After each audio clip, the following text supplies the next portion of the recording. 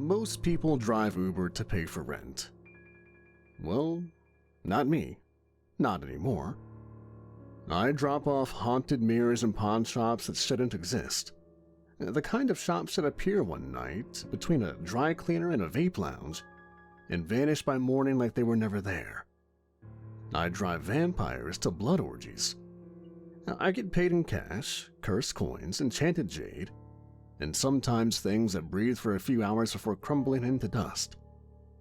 But I wasn't always the undead and occult go-to ride guy. I used to be normal. Well, as normal as you can be when you're grinding rideshare in the city that forgot to die. It started on a Tuesday. The night smelled like warm garbage and rain that never came. I was 3 cold brews deep, behind the wheel of an '07 Corolla with 230,000 miles and a personality like a tired camel. My shift had been the usual blend of bad music and worse human beings. A girl who cried about her ex for 23 minutes, a guy who tried to sell me Bitcoin, and someone who definitely pissed in my back seat and tipped me with a fist bump.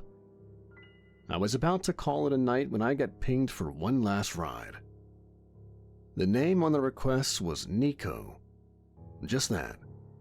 No last name, no rating, no profile picture. Red Flag City.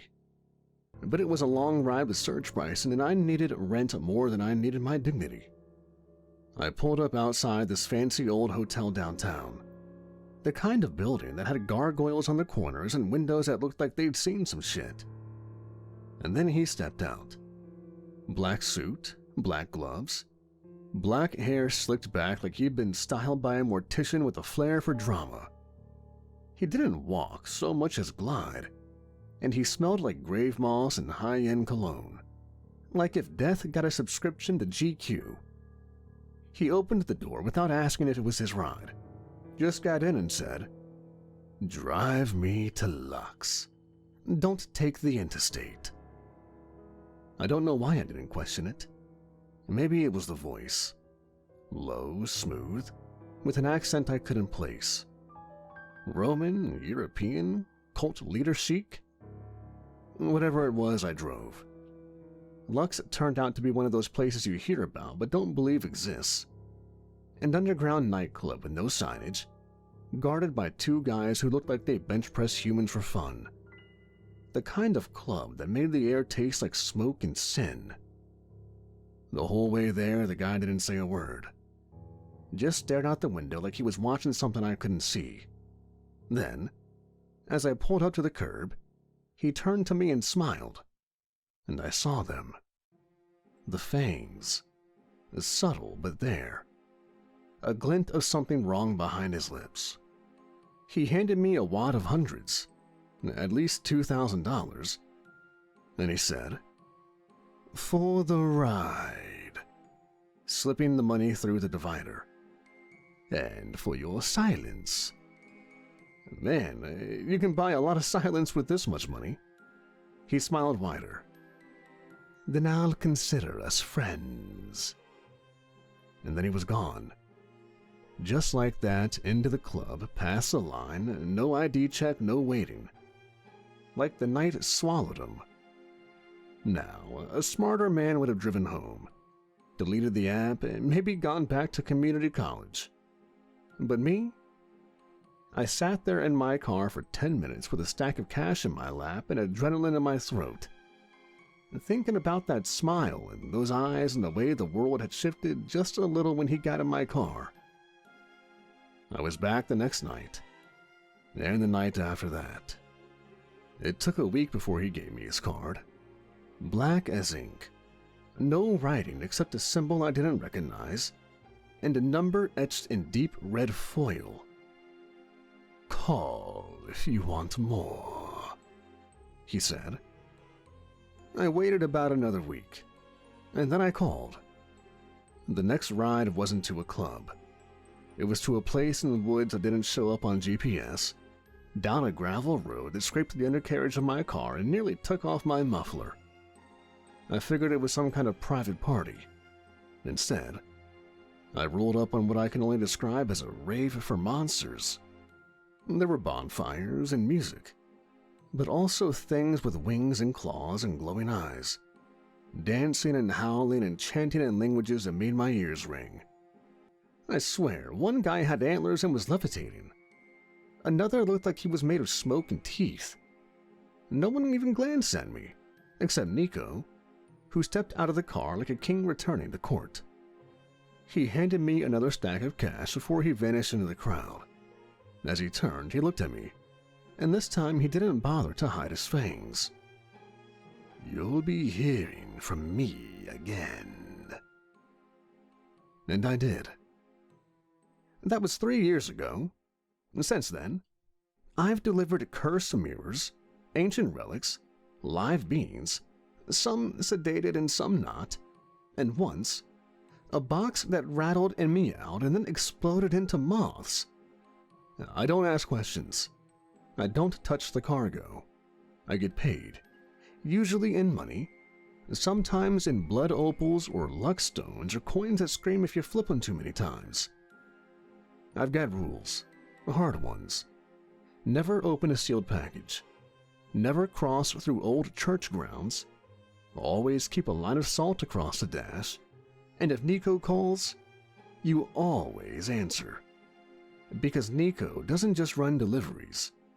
He runs the entire supernatural underground in this city. Vampires, witches, cryptids, even a demon or two. They all answer to him, for the most part. And me? I'm his driver. It ain't glamorous, but it pays the bills. And I haven't been on a real date since 2021. And every now and then, it makes me feel like I'm part of something bigger. Something terrifying and ancient and just barely held together by words and whispered oaths. Besides, I've already seen too much to go back to Uber. The call this time came around 9, just as I was halfway through a burrito the size of my forearm and debating whether to watch horror movies or finally do laundry. My phone buzzed once. No name, just a symbol. An Ouroboros coiled around a crescent moon. That's Nico. I wiped hot sauce off my fingers and answered. "Sammy," he said. No hello, no small talk. Nico never wasted words unless they were in Latin and made people bleed. "What's up, Count Snackula?" A pause, then. "Come to the grounds. Use the north entrance. Don't bring garlic." He hung up. Classic Nico. His grounds weren't on Google Maps. You had to take an unlit back road past the city limits, through a tunnel that shows only when the moon's high and you're running low on gas. After that, you follow the moss-covered statues, winged, horned, and very anatomically correct, until the forest gave way to a stone path lined with wrought iron lanterns and flickering blue flame. It looked like a graveyard designed by a goth billionaire. The air was thick around here, like you had to push through it to move. I parked near the back, behind a row of hearses and one cherry red muscle car with antlers welded to the grill. The music hit me as I stepped out. Low pulsing bass, the kind that made your ribs vibrate and your soul consider alternate careers. The rave was in full swing. Supernaturals of all flavors drifted through Nico's courtyard like a living fever dream. There were vampires in velvet, witches with glowing tattoos, a man with a jackal's head smoking clove cigarettes, and something that looked like a spider and a woman had made a very bad decision together. No one looked twice at me. I was known here now. Human, yeah, but useful. And Nico's, so I was off limits. I made my way toward the manor, dodging a drunken satyr puking glitter into a fountain, when a wall of fur and breath stepped into my path. "Hey there, snack pack," a voice rumbled. She was 7 feet tall and shaped like the gym forgot to stop. Black leather, yellow eyes, and the kind of claws that meant she never paid for a bottle opener. A werewolf and female. hungry in more ways than one. I gave her my best tired smile. Sorry, sweetheart, I'm off the menu. Strict diet.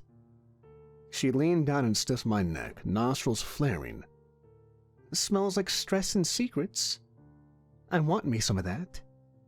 Yeah, well, I smell like it. Go away, I said, brushing past. She laughed, a low growl that probably worked on others, but didn't follow. Small victories. I was halfway to the front steps when I walked into temptation wrapped in silk and sin. She was lounging against the doorway like she'd been painted there. Dark hair, darker eyes, red lips, and legs that went on longer than most road trips. Her voice slid into my head like warm honey. You look tired, love. Come inside. Let me take the edge off. A succubus, of course. Her aura hit like an airbag. Pressure, heat. The sudden feeling that nothing in the world mattered more than her. My brain fogged. My feet stopped. I could almost hear her name, feel it on my tongue like a flavor I'd forgotten. One step. Just one. She held out a hand, fingers tipped in gold. And then... Enough. Nico's voice cracked through the air like a whip. The spell broke. I stumbled back, heart racing, head spinning like I'd been deep-fried in lust and bad decisions. The succubus gave Nico a slow blink. You're no fun, darling. Find another human, he said. And that was that. She melted into the crowd, and I finally remembered how to breathe. Nico looked at me, pale as ever, dressed in a midnight suit with a red handkerchief and a face carved from old stone and better centuries. You have no resistance to charm, magic. She caught me off guard. Also, she had great presence. He didn't smile, but I caught a twitch at the corner of his mouth. Come, we have business. He led me through his manor. All dark wood and stone, candles flickering in sconces, walls lined with paintings that moved when you weren't looking. We passed a library, down to the study that smelled like old books and older blood. There, on a pedestal wrapped in iron chains and salt lines, sat the package. A box. Blackened iron. Runes carved deep into the surface like it had been branded by a god in a bad mood. It pulsed. Not with light or sound, but with weight. Like the air around it bent into submission. This is the Eye of Icarax, Nico said. He didn't touch it, just stared. Sounds fun. What's it do? Shoot lasers, make toast? Nico's eyes narrowed. It belonged to a dead god, one who judged entire civilizations with fire. This was his favorite relic. Favorite? Like a childhood teddy bear, or more like a personal weapon? A token of focus, the object through which he enacted his will. That shut me up. He turned to me, eyes hard. We're delivering it, together. You drive, I ride. You? In the van? Yes. Something tells me this isn't just a courtesy call. Nico didn't answer right away.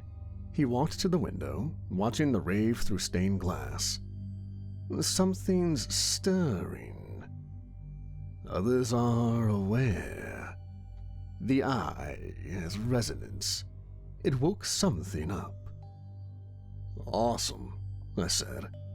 So where are we taking it? Please don't say hell. Someplace old. A sanctuary. Amen-Su's vault. Never heard of him. You wouldn't have. He makes sure of it. We left the house just as the party was peaking. Witches levitating, a trio of vampires slow dancing midair, a manticore vomiting on a taxidermy bear. Standard stuff. Out back, parked beneath the willow trees, sat my van. Now, look. After my 5th delivery ended with the banshee scream melting half my dashboard, I decided the old Corolla wasn't cutting it anymore. Once the money started flowing in, I upgraded. It's a 1965 Volkswagen microbus. Matte black, reinforced chassis, lead-lined interior, sigils carved into the undercarriage, and a glove compartment that locks itself when scared. It looks like if the Mystery Machine had a goth phase and started listening to doom metal. I opened the back, and Nico lifted the iron box like it weighed nothing and secured it in the center, anchoring it with chains I didn't ask about. Then he slid into the passenger seat. I paused at the driver's door, hand on the handle, and looked up at the sky. The moon was full. The wind had teeth. Somewhere in the trees, something screamed like it had been born wrong. "Great night for a drive," I muttered. Nico didn't respond. He just closed his eyes, as if listening for something only ancient monsters could hear. I started the engine. The van growled to life. We rolled out slow, headlights cutting through the night, and just before we hit the first curve, I said, "So, what's the over-under on us getting murdered before sunrise?" Nico cracked open one eye. 50-50. "Well, I guess I've had worse odds," I said, and we drove into the dark.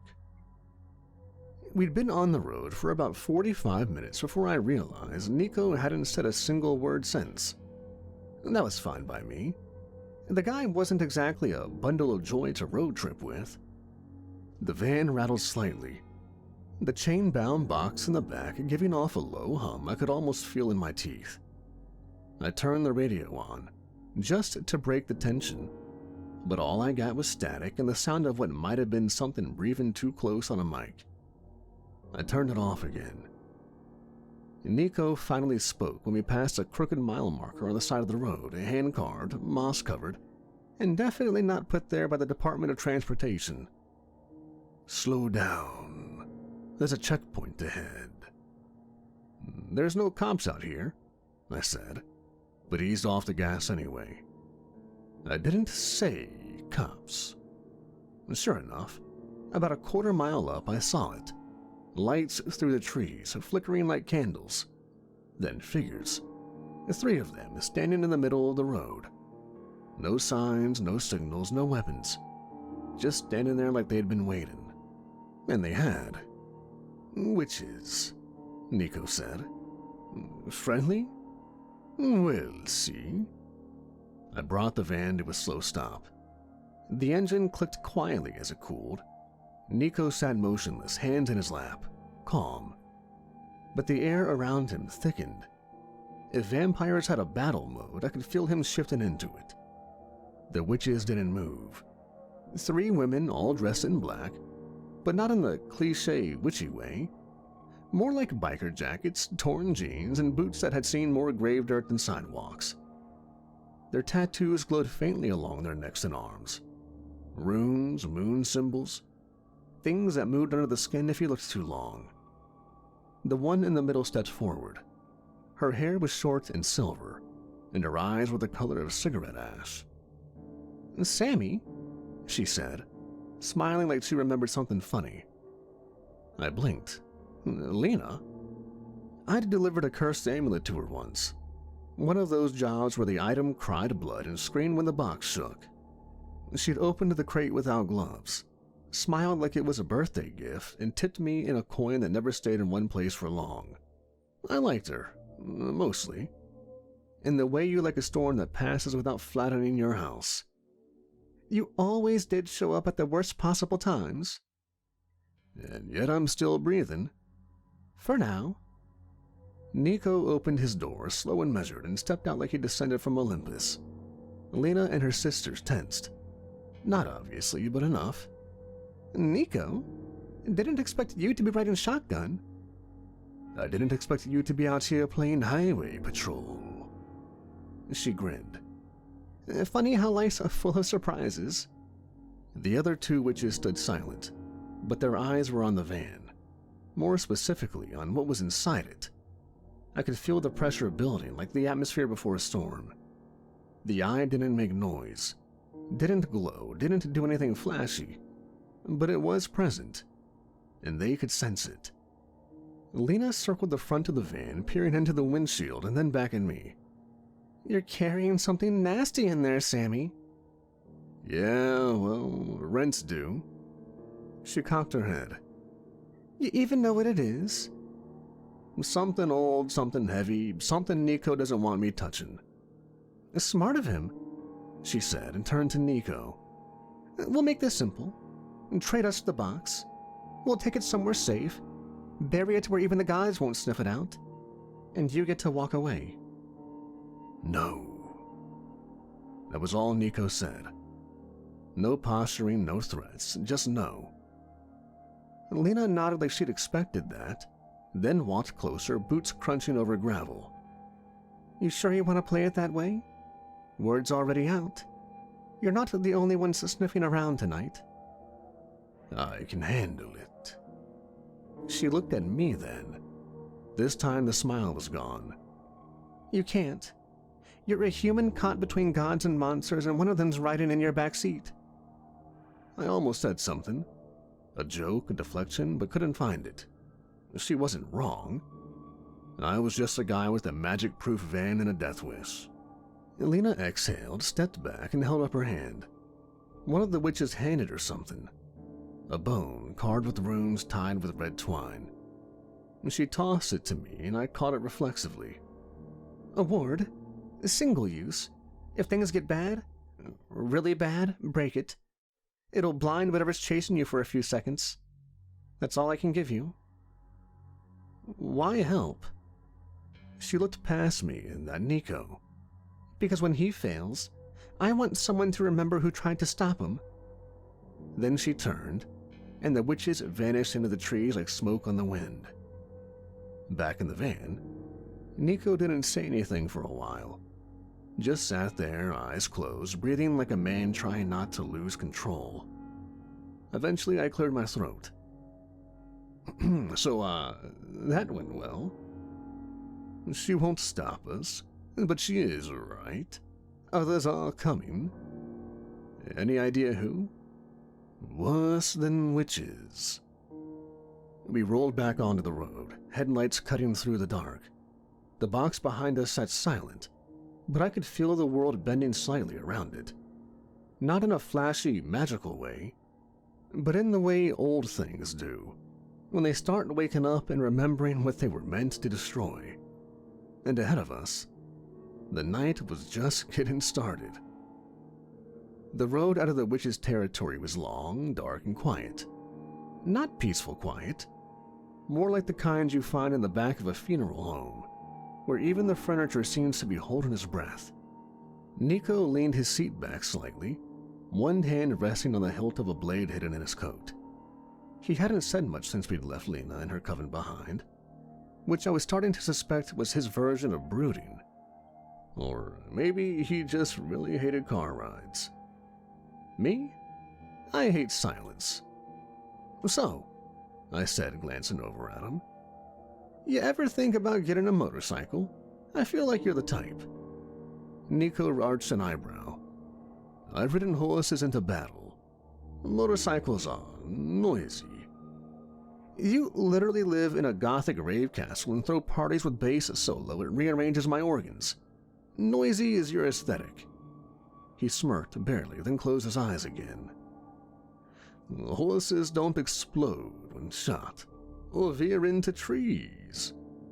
Okay, but do horses have cup holders? That one got no reply. Just the faintest twitch of a smile at the corner of his mouth. I marked it as a win. I tapped the steering wheel. So, the Eye of Icarax. Sounds like something from a really edgy metal album. You ever meet the guy? Nico opened one eye. Icarax wasn't a man. A bit of a god. He was fire and judgment incarnate. They say he could boil oceans just by opening his eyes. Well, that's comforting. His worshippers burned themselves alive to gain his favor. Whole cities did it, voluntarily. I whistled. And this is his favorite trinket, huh? Can't imagine what his less important stuff looks like? A volcano that screams? A self-cooking dagger? Worse. I let that hang there for a moment. Seriously, though, I said, lowering my voice a bit. You think this thing's really that dangerous? He looked at me. Not dramatic or intense, just straight. Honest. If it ends up in the wrong hands, the body count won't stop at cities. It'll spread. So why not destroy it? If it could be destroyed, it wouldn't still be here. Okay, that's a fair point. We drove for a few more miles. I watched trees blur by, branches twitching in the breeze like they were whispering to each other. The roads were empty. Too empty. No headlights, no distant hum of traffic, not even roadkill. You know, you never told me how old you really are. You always dodge that one. Because the answer makes people uncomfortable. Try me. He was quiet for a moment. Then, I was born in Rome in 38 AD. Wait, you're Roman? Yes. Like sandals and togas Roman. Nico gave me a sideways glance. We didn't all wear togas. Shit, you're older than Britain. And wiser than most of it. I laughed a little too loud, then shook my head. You fought in wars? Dozens. Killed people? Thousands. Been in love? A pause. Once? We went quiet again. This time, though, not awkwardly. There was a weight to Nico that didn't always show unless you really looked. Like his eyes had seen too much and stopped trying to forget. So, why this gig? Courier of the creepy and cursed? Seems beneath a 2,000-year-old demigod. He didn't answer immediately. I figured he was ignoring me until he said, because I got tired of ruling. Power is a poison you drink until your reflection disappears. To him. Also, the hours are flexible. I snorted. And that's when the van stuttered. Not a mechanical failure, more like something pulled at it. Like gravity had hiccuped. What the? The headlights lit up behind us, then to the left, then to the right. A rumble shook the air, low, hungry, and close. Engines. Motorcycles. I glanced at the side mirror. 1, 2, 3, 7 of them. Riding close, their lights like angry eyes in the dark. They were fast. Too fast, and they were gaining. Oh, hell no, I muttered, gripping the wheel. Nico sat up straight. Gray fangs. Just 2 words. Cold and flat. You know them? I asked, my fingers tightening around the steering wheel. They're werewolves. Old school, nomadic. They run in packs but ride like wolves. Fast, loud, territorial, and meaner than hell. I glanced in the mirror. They were closer now, 7 of them at least. All wearing studded leather jackets, helmets with bone spikes, or no helmets at all, and just snarling faces half shifted under the moonlight. One had a necklace made entirely of fingers. Another had glowing eyes and a jaw too wide, like his skull had popped out of alignment on purpose. What the hell do they want with us? They don't want us, they want the eye. Oh, right, the nuclear bomb in my back seat. Great. The road ahead twisted through the woods like a snake in heat. No lights, no signs, just trees pressing in on both sides. I pushed the gas, but the van wasn't made for racing. It rumbled and shook, the engine grumbling like it had arthritis. They shouldn't be here. Not this far east. Someone tipped them off. I didn't like the sound of that. One of the bikes gunned it and pulled up alongside the driver's side. I caught a glimpse of the rider. Shaved head, face painted like a skull. His mouth split in a too-wide grin full of gold fangs. He looked at me in mind slitting his throat. "Friendly bunch," I muttered, yanking the wheel slightly to nudge him off. He peeled away laughing. Another biker roared up behind us and chucked something. A chunk of metal wrapped in barbed wire. It bounced off the roof with a sick thud and rolled down the windshield, smearing it with some kind of black, sticky goo. "What the hell is that?" I asked. "Blood hex. Keep your windows shut." "Yeah, well, no shit." The van jolted as something heavy landed on the roof. Metal crumpled. The whole frame sagged like we'd picked up a moose. Then came the sound. Claws scraping down the sides, slow and deliberate, like nails on a chalkboard attached to a meat grinder. Nico pulled something from his coat. A short, curved blade with the handle made of bone and silver runes etched so deep they pulsed faintly in the moonlight. "Drive. Don't stop, no matter what." "What are you gonna do?" He kicked open the passenger side door, stood on the running boards like some kind of undead cowboy, and climbed onto the roof. "Oh, good grief. I don't get paid enough for this," I muttered, gripping the steering wheel tighter. Above me I heard snarling, then a crack, and the van shook hard to the left. Something, or someone, hit the ground behind us with a wet crunch. Then came another howl, shorter, more guttural, full of pain. The biker on my right tried to swerve into us. I countered, swinging the wheel and slamming him into a tree trunk just off the shoulder. He exploded off the bike like a rag doll wrapped in fur, and the bike careened off into the brush. Another wolf landed in front of us, right in the headlights. Not on a bike, but on foot. He sprinted across the road and tried to sideswipe the van, claws digging into the metal siding like it was tinfoil. "Get off!" I shouted, jerking the wheel. The van slid onto the gravel shoulder, throwing sparks as the tires bounced and caught. I barely kept it straight. The bastard clinging to the side screamed, half human, half beast, all teeth, and tried to punch through the window. Then, in a blink, his head disappeared in a blur of motion. Nico dropped back through the passenger door like he was stepping off an elevator. His coat was slashed, his shirt soaked in blood. Not all of it his, I hoped, and his eyes were glowing faintly like red coals. "You good?" I yelled, trying not to look directly at the claw marks on the windshield. "One of them clipped me with silver. It'll slow me down." "Cool, fantastic, love that for us." Behind us, the remaining bikers regrouped. I could see two of them fiddling with the chain between their bikes, stringing it across the road like a trap. Another one, larger than the others, wearing a vest with a blood-stained patch that read, "Pharaoh President," was gaining on us fast. Nico looked back. "If we hit that chain, we're done." "Yeah, I figured." I scanned the road. The trees pressed in, but there was a break just ahead.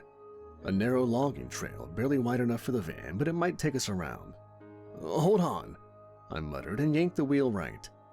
The van screamed in protest as we left the road and hit the dirt.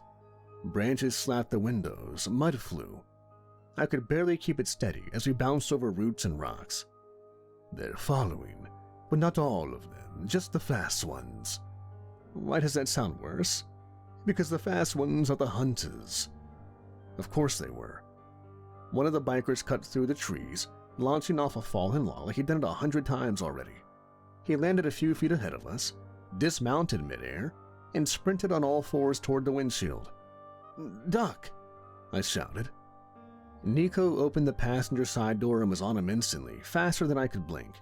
He tackled the wolf mid-snarl, slamming him against the passenger door. The two of them rolled, fangs and claws and silver flashing, snarls and growls echoing inside the van like a war zone in a coffin. I couldn't help. I had to keep driving. Another biker appeared in the trees beside me, this one with glowing eyes and a jaw unhinged at inhuman angles. I rolled my window down and punched him with everything I had and screamed as something cracked in my wrist. He let go, howling, and fell behind as we hit a bump and the van lifted for a second, then slammed back to the earth. Behind me, Nico roared like some ancient predator, and the werewolf's cries were no more. A few seconds later, Nico opened the passenger side door while I was still driving and sat in the seat. I guess being a vampire has its pros, super speed and all. Silence. Just the rumble of the van and my ragged breathing. Nico slumped in the seat, blood soaking his coat. His arm looked wrong, twisted and deep gashes sizzling. "You okay?" I asked, voice shaky. "I've been worse," he said, then closed his eyes. "But I'll need blood. Soon." I didn't ask whose. We drove for what was probably another dozen miles before the sounds of pursuit faded completely. The forest swallowed the noise, the tension, and the heat of the fight. Then I saw a crooked, hand-painted sign nailed to a tree. Rest stop 1 mile. I looked at Nico. "We need to patch you up." "There's a safe house nearby. A friend." "Another friend like Lena?" He gave a faint smile. "Let's hope this one's in a good mood." We found the safe house at the end of an unmarked gravel path tucked behind a rusted-out diner that looked like it hadn't served coffee since disco died. The rest stop 1 mile sign was a lie. More like 3 miles of potholes and paranoia before the tree line gave way to a clearing marked by a crooked fence made of bones. Literal bones, human probably. Looked like some still had wedding rings. "Cozy," I muttered, as I parked the van just outside the perimeter. Nico didn't respond. He sat stiff in the passenger seat, jaw clenched, face pale even for him. The silver wounds along his side were worse now, puckered black veins spidering out from under his ruined coat.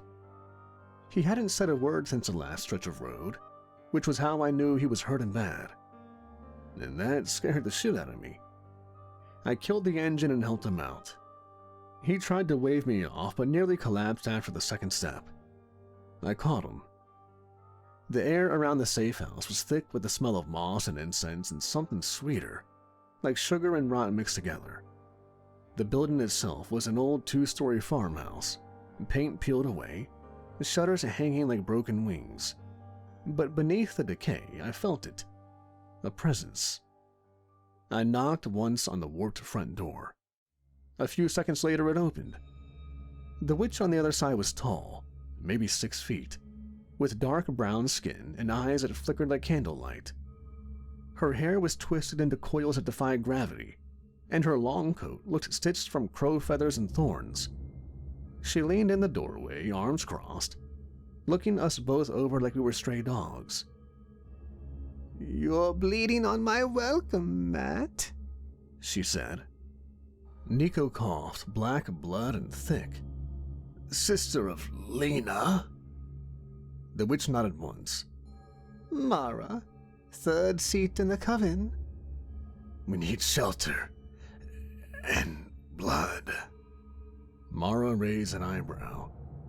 "Do I look like a Red Cross van?" "Call in a favor. Tell Lena it's for the good of the balance." Mara studied him for another beat, then stepped aside. "Fine, but if you bleed out on my floor, I'm keeping your coat." Inside smelled like herbs, firewood, and rain-soaked stone. Everything was dim and flickering. No light bulbs, just candles burning in bottles and skulls. The walls were lined with jars full of things I didn't want to look at too closely. A taxidermied bird turned its head to follow me as we walked through the hall. Mara guided Nico to a carved wooden chair in front of a low burning hearth. He sat, trembling slightly. Sweat, or something like it, beaded on his forehead. "I'll get blood," she said, already walking. I stood awkwardly beside him, unsure what to do. "You all right?" "I've had worse," he muttered, but his voice was dim and thin. Mara returned with a glass goblet filled to the brim with blood so dark it looked like oil.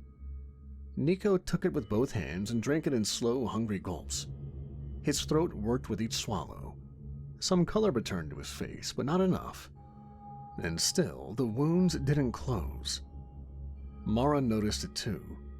She crouched beside him, tilting his chin with a hand tipped in silver rings.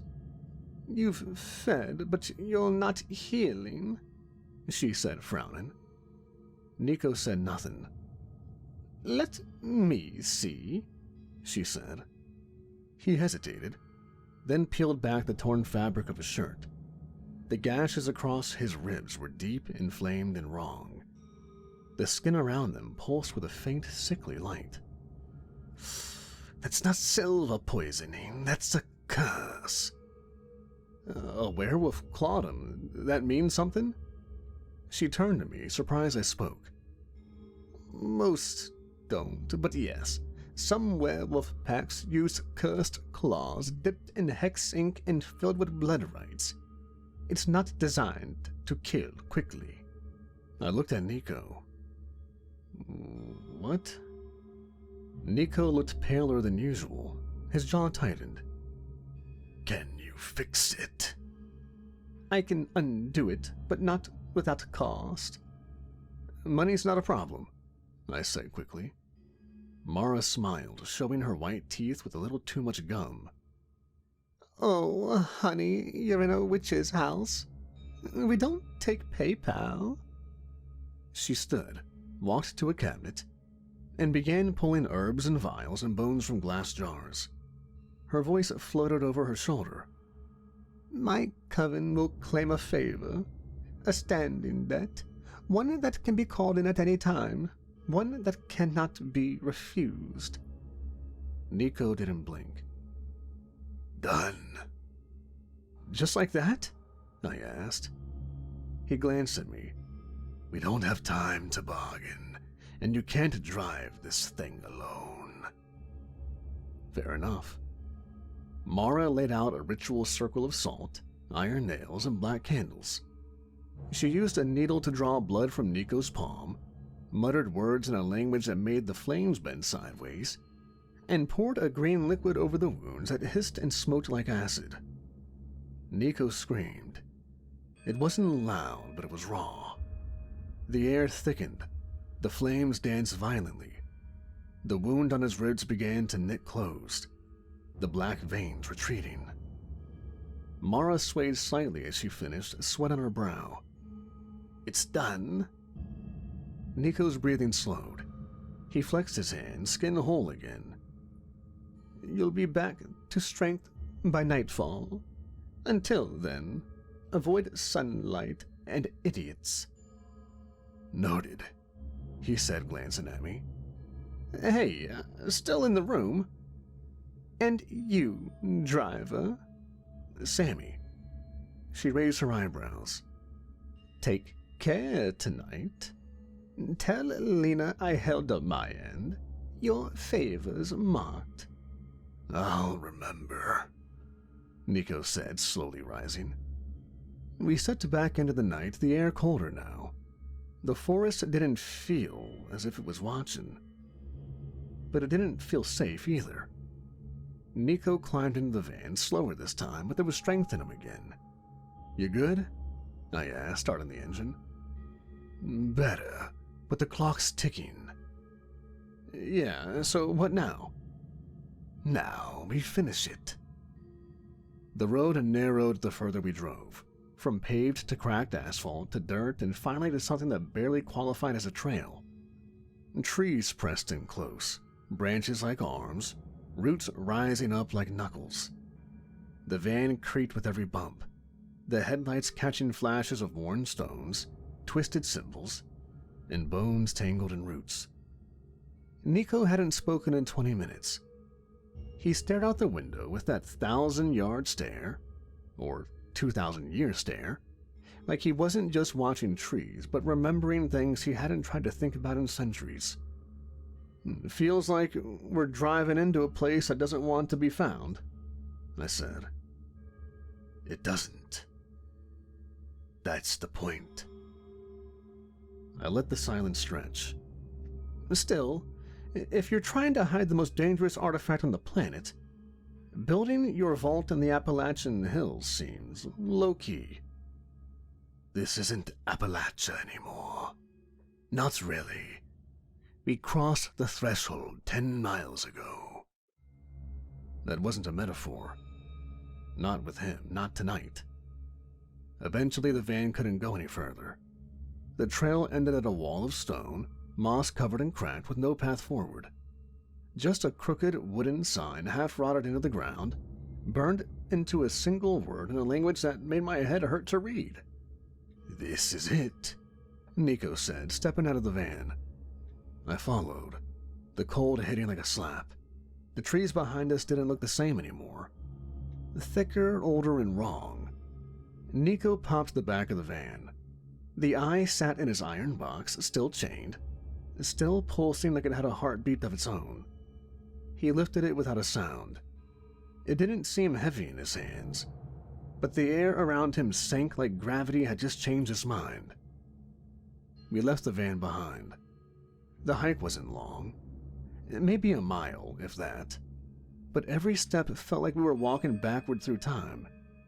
The trail was barely there, marked only by faint etchings in the rock and low cairns made from bones bleached by centuries. My flashlight didn't help. The beam flickered even with new batteries, and when I tried my phone, it just wouldn't turn on. Eventually, the trees gave way to a clearing of stone. The vault was waiting. It wasn't a building. It was the mountain itself, cracked open by impossible hands. A vertical fissure, perfectly symmetrical, framed by statues half swallowed with age. Carvings covered the walls, spiraling inward, not decorative, instructional. Stories told in a language of geometry and pain. I didn't need to be told not to speak. The place didn't want words, it wanted reverence. Nico stepped forward, still holding the eye, and knelt before the vault. He placed the box in a hollow in the rock, just the right size, shaped like a wound. Then the world went still, and something moved. Not from the sky, not from the woods, from within. The stones shifted, not outwards, but inward, like the mountain was inhaling. The air turned dense. Every bone in my body felt it. A shape emerged. Not a creature, not a person. More like a shadow carved into the stone, pulling forward, massive, faceless, and slow. Mansur. He didn't have eyes or arms or a mouth. Just a hulking outline of stone and ancient godhood, etched with runes too deep for time to erode. He spoke. "The eye returns." Nico bowed his head. "We kept it from those who would abuse it. You delayed the fire. That is enough." I stood there, feeling about as significant as a raindrop on a tombstone. Then something unexpected happened. The pressure shifted and focused on me. A presence wrapped around my mind, not crushing it, just aware. I could feel Mansur looking through me. Not my memories, not my thoughts, just the shape of me. My place in the universe. My willingness to carry something I didn't understand. "You chose the burden when you could have run." I wanted to speak, but my throat locked up. Mansur raised one stone hand, not formed, but suggested like an idea being made flesh, and opened it. There in the center of the palm lay a ring. Silver gray, ancient in design, Smooth but inscribed on the inside was a single rune that flared to life the moment I looked at it. The stone set into the band wasn't a gem. It was bone, white, polished, and cold. "You have no oath, no magic, no mark." The ring floated into the air and hovered in front of me.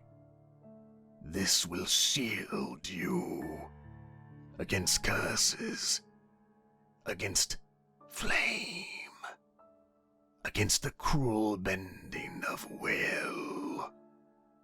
For as long as you walk the balance." I reached out slowly and took it. The moment my skin touched the band, a ripple passed through me. Like a door had been shut behind me that I hadn't seen. I slid it onto my finger and it fit perfectly. Aman'Sur said no more. The vault sealed itself, the eye gone, entombed in a place where even nightmares needed permission to enter. The pressure lifted. Nico and I sat alone in the clearing once more. The mountain was just a mountain again. Did that feel like a reward or a warning? With Aman'Sur? Probably both. We turned back to the woods and walked. The walk back to the van felt longer than the walk in. Maybe it was the weight of what we'd left behind. Or maybe the path was reshaping itself now that the eye was sealed away. Either way, I didn't talk. Nico didn't either. The forest had gone quiet. Like everything around us knew something big had just been buried and didn't want to wake it back up. We reached the clearing where the van sat waiting, paint scraped, tires mud-slicked, a claw mark still etched into the passenger door like a bad tattoo. It looked tired and so did we. Nico sat on the front bumper and lit a cigarette. The old kind, hand-rolled, smelling of clove and iron. He took a long drag. "So," I said finally, "that thing, Aman'Sur, he's what? A god? A vault keeper? The universe's meanest librarian?" "All of the above. He's not a god in the way most people use the word. He's an old truth.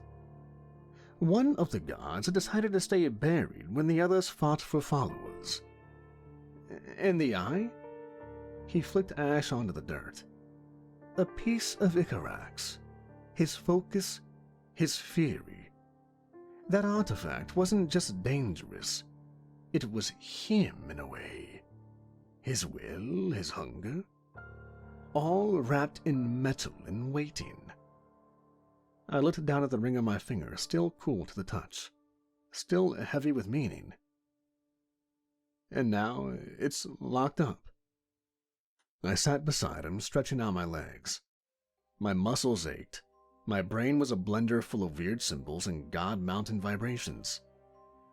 "Why didn't you tell me how bad this was?" He took another drag. "Would you have still come?" "Yeah, but I would have packed more snacks." That earned the faintest smile. "Seriously, though, I'm just a guy with a van. You've got witches and blood contracts and vampire muscle. Why me?" Nico was quiet for a moment. Then he said, "Because you're not part of the game." "What game?" "The power game. Everyone out here, witches, shifters, even some of the gods, they're all jockeying for position. You're human, mortal. I wanted to see how well I could trust you." I let that sit for a while. The sun was starting to creep through the trees, bleeding soft light into the clearing. We climbed into the van. As I turned the key, the engine groaned. Then it settled into a purr like it knew we'd made it through something. The forest parted just enough to show us the way back. I took one last look at the mountain behind us. By the time we hit the edge of the city, the sun was up and mean, low in the sky but sharp enough to sting. I reached for my sunglasses and kept one hand on the wheel, the other brushing the ring on my finger like it might start vibrating. Nico hadn't said much since the vault. He was in the back of the van, the darkest part, laid out flat across the floor between duffel bags, backup ammo, and a dead god's shadow. I'd rate blackout curtains in the rear windows for nights like this. Or mornings like this, I guess. The highway turned to industrial zones, then to back roads, then to the winding asphalt that led towards Nico's place. The kind of road you only find if you already know it's there. I slowed as we reached the unmarked driveway, punching in a code on a keypad buried in a fake rock. The steel gate opened like the mouth of a bunker. Nico's house sat on top of a forested hill, sleek and silent, a strange mix of old stone and modern black glass. But I didn't pull up front. I took the left turn around the side, winding down into the hill itself, until we reached the underground garage. The doors opened as we approached, motion triggered, climate controlled and windowless. Perfect for someone who bursts into flames on contact with daylight. I parked in the bay closest to the inner door, killed the engine and got out. My back cracked. My head throbbed. I opened the side door and looked in at Nico. "You good?" I asked. He sat up slowly. His skin had gone from ghost pale to corpse gray. He looked like something unfinished but alive. "I'll manage," he said, voice low. I didn't offer to help. I knew better. He moved on his own, slow and stiff but steady, disappearing through the interior door that led into the house. It sealed behind him with a soft hiss. Just like that, he was gone. I leaned against the van and let out a breath I hadn't realized I was holding. The garage was silent, still, cold, but not unpleasant. I stayed there for a minute, just to clear my head. The ring on my finger felt heavier now. Not in a magical way, just in a real way. Like a reminder. Eventually, I climbed back in the driver's seat and pulled out, retracing my route through the hidden roads. The sun was higher now, and the world looked too normal for everything that had just happened. I didn't feel like a hero. I felt like a guy who'd driven a bomb into the woods and hoped it didn't go off in his lap. I rolled through downtown, then out toward my side of the city. Low buildings, empty streets, laundromats still closed. I pulled into a diner parking lot like I liked. Not the food, which was garbage, but for the quiet.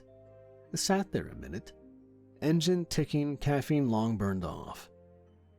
Eventually, I said it out loud, just to hear it. Whew, that was a lot. No one answered. I sat there a little longer, watching the sunlight creep across the dashboard, slow and harmless from inside the tinted glass.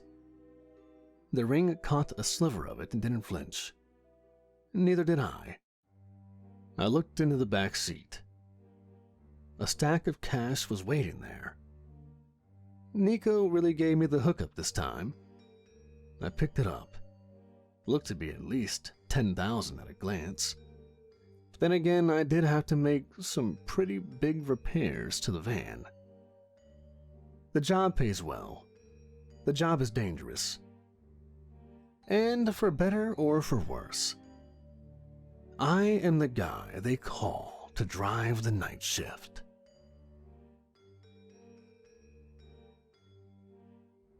Hey everybody, Kevin from Nightmares Nightly here. If you made it this far, I want to thank you for listening. I love bringing these stories to life, and I've recently been writing a lot of my own. If you'd like to support the channel and what I do, and hear more of my own stories, please consider becoming a member, where I try to upload exclusive, ad-free stories every week. And as always, thanks for listening, everybody.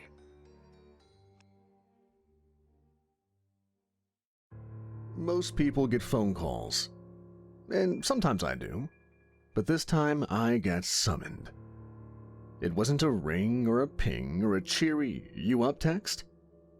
Nico's calls don't show up on your screen.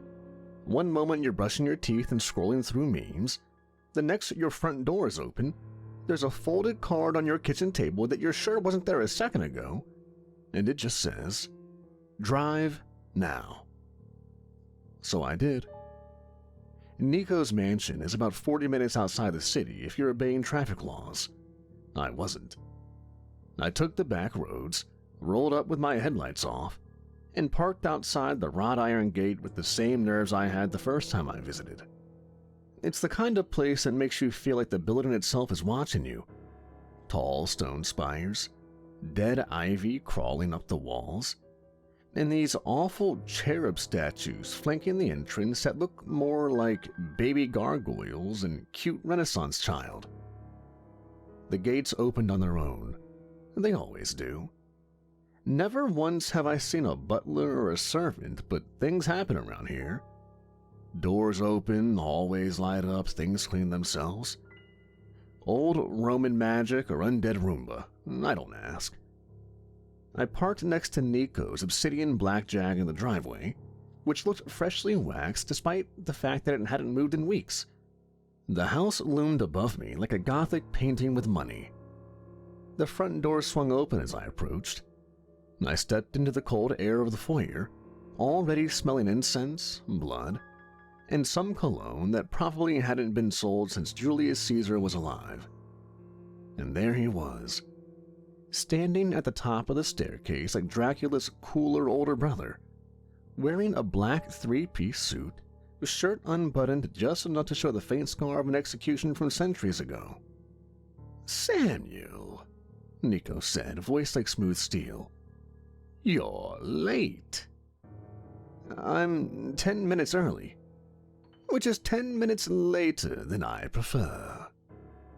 Same old Nico. He gestured for me to follow. We didn't talk as we moved through the long hallways lined with oil paintings of battles I'm pretty sure were never in history books. There was the faint feeling that the walls were closer behind you than when you started. Eventually, we reached the sitting room, or what I call the library for people who've outlived time. Floor-to-ceiling bookshelves, a fireplace that crackled with no visible wood, and a single glass case at the center, empty now, but once it held a heart that wouldn't stop beating. Long story.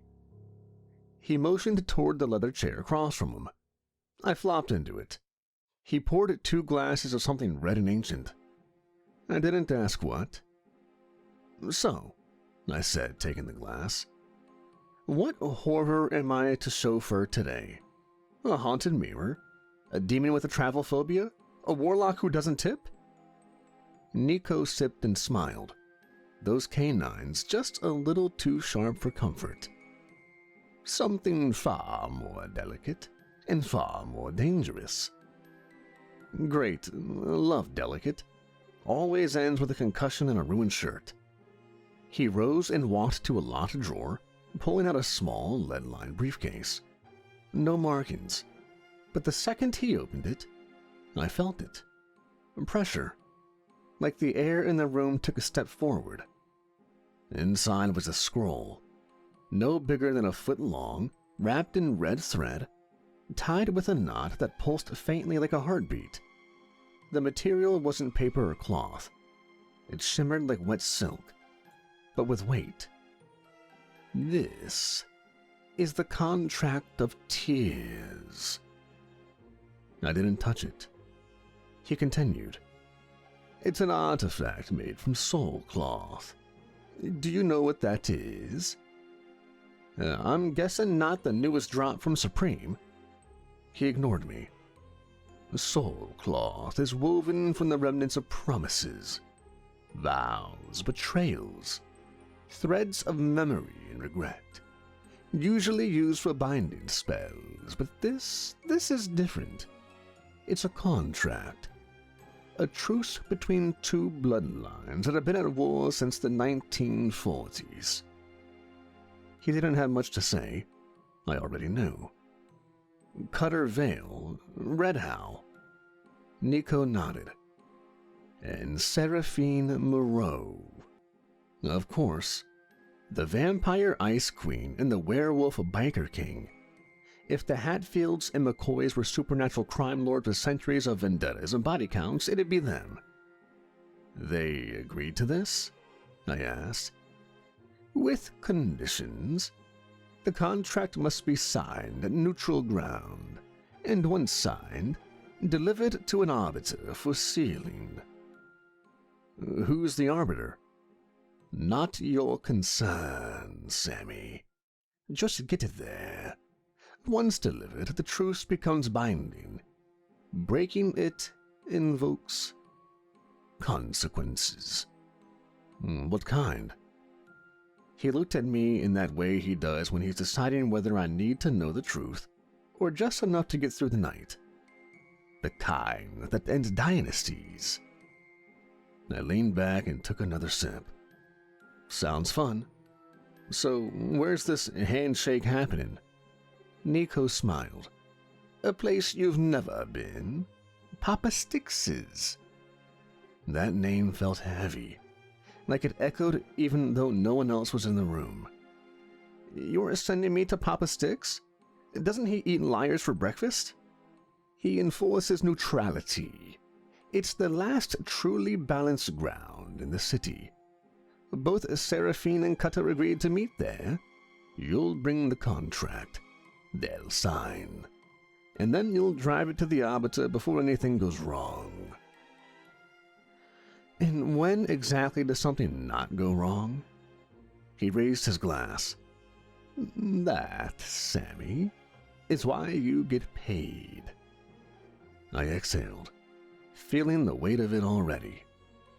The scroll was wrapped in a thick velvet pouch, layered in binding sigils that looked like they were written in salt and scorched ash. It rested in the passenger seat of my van like a sleeping animal, harmless if you left it alone, dangerous if you poked it too hard. I didn't poke. I just drove. Midnight was in full swing. The roads were quiet in that way that only the city's supernatural zones ever are. Too quiet.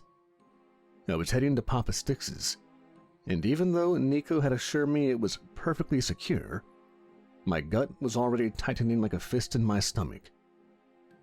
The route Nico gave wasn't on any map. I followed broken roads that didn't exist until I drove on them, past streetlights that flickered to life only when I neared, and alleys that curved into themselves like the city was folding in to keep me hidden. The scroll pulsed faintly in the seat beside me, like it had a heartbeat I wasn't supposed to hear. I was 3 blocks from the edge of the known city when I caught it. Just a shimmer in the rearview mirror. Movement and fast. I slowed, shifted in my seat. My fingers hovered near the controls I'd rigged into the dash. These weren't buttons you'd find in a normal van.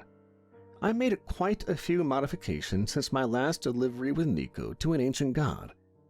These buttons were things built from jobs gone wrong, from advice given by witches and cash paid to exorcists and one very helpful goblin who worked in car audio systems.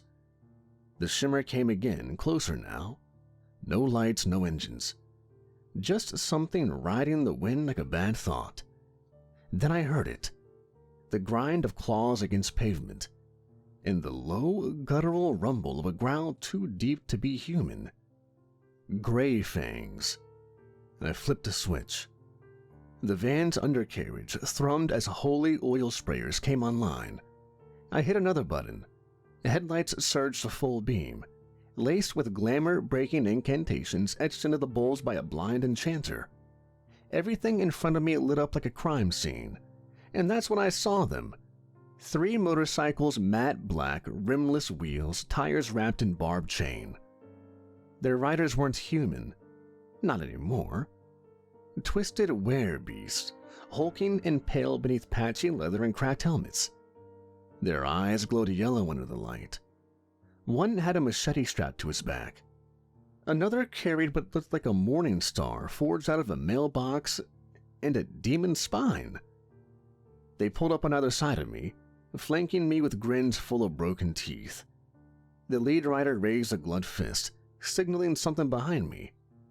I glanced in the mirror. Shit. A fourth bike. No rider, just a shape wrapped in smoke. A silhouette riding nothing. Its limbs too long, its mouth sewn shut with silver wire. It wasn't a werewolf. It wasn't anything natural. This was demon muscle bought and paid for. The Grey Fangs were pulling out all the stops. I floored it. The van roared to life. Micro-burst enchantments firing under the hood. My little upgrade from Mara after the last time someone tried to hijack me mid-run. The van lurched forward like a cannonball, tires screaming, enchantments holding the frame together like duct tape on a prayer. The Grey Fangs gave chase immediately. They were fast. Faster than I expected. The leader, biker with the machete, lashed out with a chain from his wrist, trying to hook the back of the van. I flipped the second switch on the dash. The van coughed out a mist of grave dust and blessed silver filings. The chain hit it and let out a wail like it was alive. The rider swerved, howling as the dust burned through his gauntlet. I skidded around a corner and took a shortcut through an old rail yard that hadn't been used in 40 years. Rusted train cars, empty cargo containers, spirits of broken transit hung in the air like cobwebs. It was the kind of place you only found if you were lost, or if the city wanted you to be found. The two remaining bikers kept pace. One of them left off his ride mid-chase, claws digging into the roof of my van. I felt the metal bend, heard him snarling. I flipped the interior mirror to arcane and saw a pair of glowing yellow eyes leering through the windshield, upside down, drooling. I hit the brakes and the van dipped hard. The rider flew forward, smashed into the hood, rolled off, and hit the pavement in a blur of fur and rage. Then the demon caught up. It didn't ride so much as glide, feet dragging like dead weight, smoke trailing behind it like steam off a brand new corpse. I slammed into the rear of the van with enough force to lift the back wheels. The van groaned but held steady, barely. I reached for the third switch, my oh shit lever. Two rods slid out from either side of the bumper, crackling with runes. One slammed into a fire hydrant, spraying water laced with saint's blood across the alley. The demon shrieked like it had been set on fire, which, in fairness, it probably had. If I could just make it to Papa Styx's, the demons and werewolves would have to call off the attack, lest they take on the wrath of the voodoo priest. I whipped the van around the last corner before Papa Styx's, door sigils glowing like brake lights made of runes, and barreled straight toward a wall. Except it wasn't. At the last second it shimmered, peeled open like a curtain made of fog, and I shot through it. The moment the van crossed the threshold, everything changed. Silence, cold, peace. The outside noise vanished, the street disappeared, and I found myself in a massive subterranean chamber, bathed in red light and candle smoke. The sound of jazz drifted up from below, live saxophone low and slow. I rolled the van to a stop, engine hissing, smoke curling from the grill. I sat there for a second, panting, sweat cold on my neck, hands shaking. Then a voice came from outside the driver's window. "Oh, my friend, now that was a hell of an entrance," the man said. He was tall, dressed in a white linen suit that didn't have a single wrinkle, despite the humidity of the underground chamber. Skin like carved onyx, eyes glowing faint blue, and a cane in his hand that looked like it was carved from bone. "Mr. Samuel, welcome to my bar." I exhaled, reached for the velvet pouch, and opened the van door. "Papa Styx, you wouldn't happen to serve whiskey, would you?" He grinned, white teeth sharp against his obsidian skin. "Oh, we serve peace first. But yeah, we got to the whiskey." He tapped the top of his cane against the ground once, and the space around us shifted. Not like a door opening, not like a room turning. It was more like reality rearranged itself to make room for us. The garage I'd pulled into was gone. Now I stood at the threshold of something older than the city above it. The bar was carved into the bones of the earth itself. Huge rib-cage-like arches of dark stone running along the ceiling, lit by lanterns filled with floating embers that never touched the glass. Vines of glowing blue fungus crept along the walls. Smoke curled lazily through the air, dancing in patterns that didn't seem entirely bound by gravity. The air buzzed with old magic. Not the glittery kind, not the Hollywood fireball bullshit. This was power that smelled like molasses and grave soil, like rusted coins in the breath before a curse. "This way," Papa Sticks said, leading me past a line of velvet ropes. Beyond them, the place opened up like a fever dream cocktail lounge meets paranormal embassy. And to my left, a table of witches playing cards with animated hands floating above the deck, each movement accompanied by a flicker of green fire. One of them looked up at me and winked, a third eye on her forehead blinking sideways. And to my right, a pair of succubi lounged across a black velvet couch, sipping from fluted glasses filled with something far too red and too thick to be wine. One locked eyes with me and smiled. My skin itched where her gaze landed. I looked away fast. A warlock with silver-streaked dreadlocks danced slow with a siren in a dress made of liquid shadow.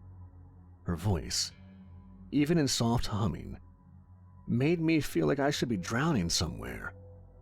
I clenched my teeth and kept walking.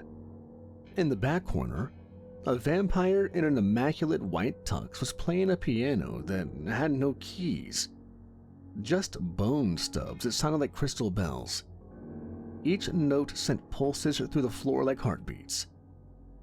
And all around the bar were subtle signs of boundaries, sigils carved into the walls, candles set in a very specific geometric shape, chalk lines too straight to be drawn by hand. This wasn't just aesthetic. It was architecture built to hold power in place. Papa Sticks moved like smoke, smooth and unhurried. He tapped his cane now and then, not for support, but to direct the energy of the space. People parted when he approached, even the ones who looked like they hadn't feared anything in centuries. "You see all of this, Sammy," he said, his voice a honey-thick drawl with the weight of thunder behind it. "This here is balance. This is war dressed up and drinking.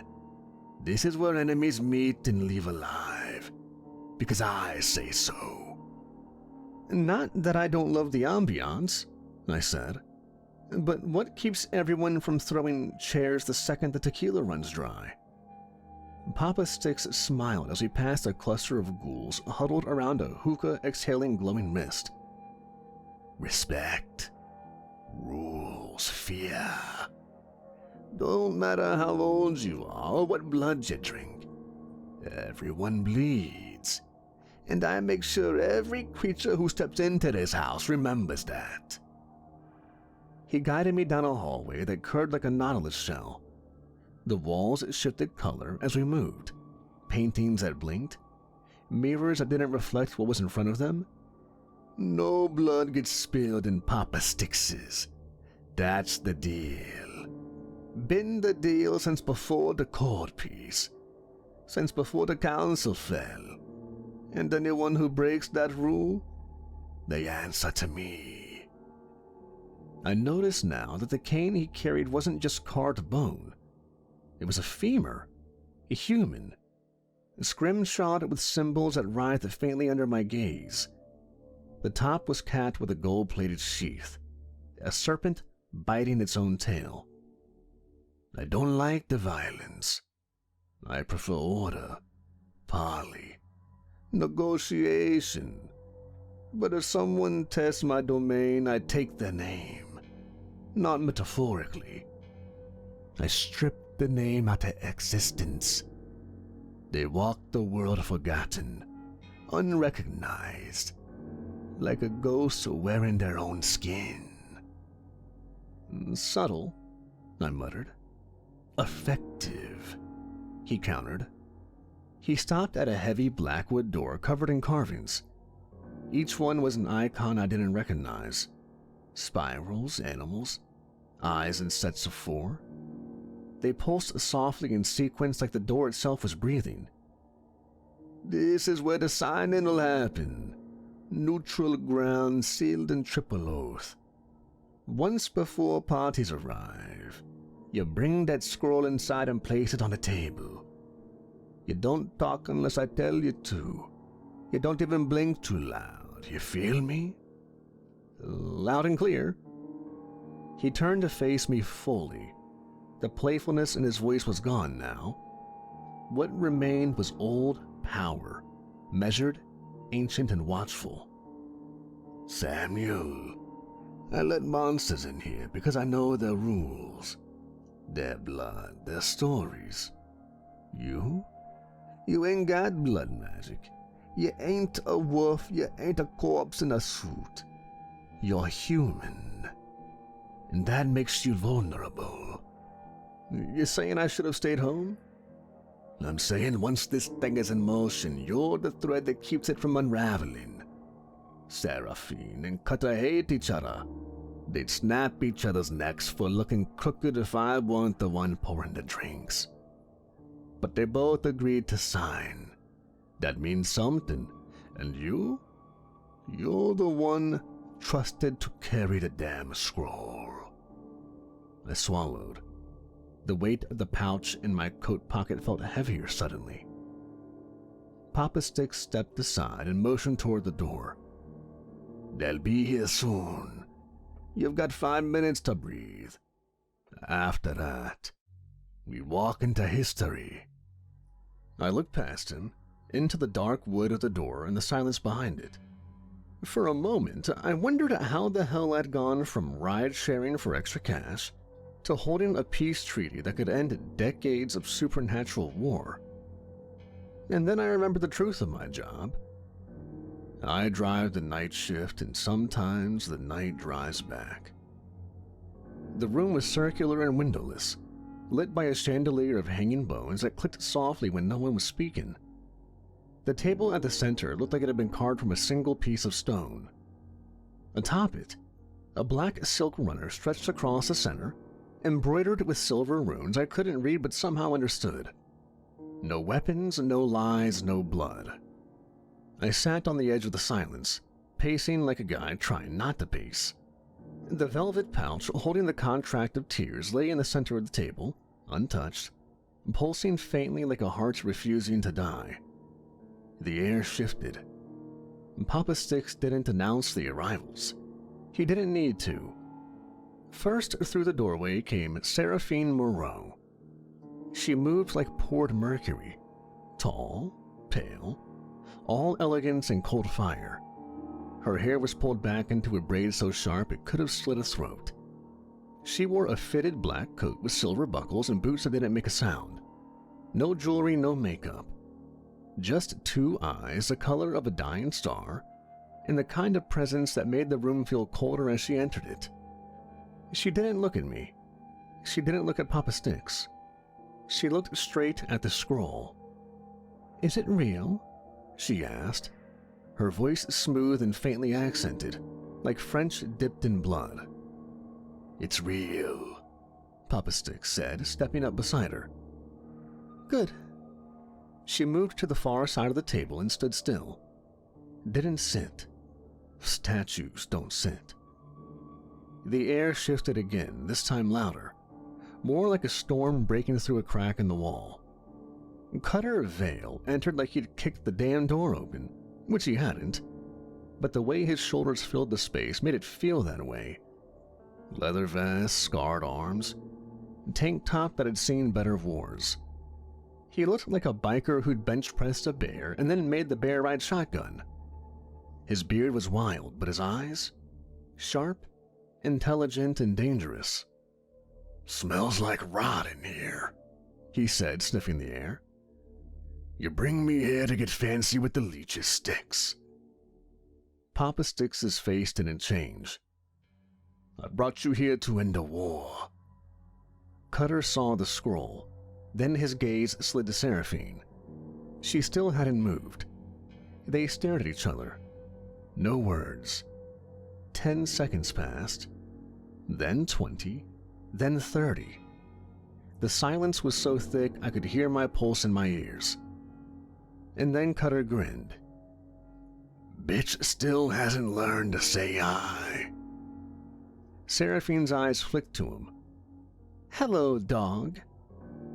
That's when I started slowly inching toward the wall, just in case. Papa Sticks stepped between them. Let's get to it. He nodded at me. I swallowed and stepped forward, unwrapping the pouch and placing the scroll on the table. The moment it touched the silk runner, the runes flared faintly. The scroll pulsed once. The threads around it glimmered like veins of lava. I need a signature. Blood or mark, doesn't really matter. Once it's signed, I drive it to the Arbiter, and the deal becomes binding. There was a pause. Not hesitation. Calculation. Seraphine stepped forward, her boots silent on the stone floor, her eyes never leaving Cutter. I'll ride with him, she said. Cutter let out a dry, barking laugh. Ah, that's rich. She didn't blink. I'm not risking the contract falling into ash because some mutt has a tantrum in traffic. Cutter's face twisted. Just a flicker at first, but I saw the temperature drop. Not in the room, but in him. You think I'm gonna blow the deal? You think I came here to his house just to waste everyone's time? You've broken pacts before. Your kind's loyalty changes with the moon. He clenched his jaw. And your kinds break the second you get hungry. You already smell like a threat, Vale. And you already smell like a trap. They stood face to face now. One dressed like a royal executioner, the other like a biker who just rolled out of a bar fight he didn't lose. And me? I was somewhere between them, holding a damned soul-bound death scroll, wondering if I'd survive the next 30 seconds. Papa Sticks' voice slid in like a blade. Enough, the both of you. Seraphine raised her chin but stepped back half a foot. Cutter didn't. He turned slightly, his hands curled into fists, the shoulders hunched, and his lips twitched and his voice dropped into a growl that sounded like it had claws. You think I'll let her ride with this thing alone and do what? Whisper to it? Hex it behind my back? No way.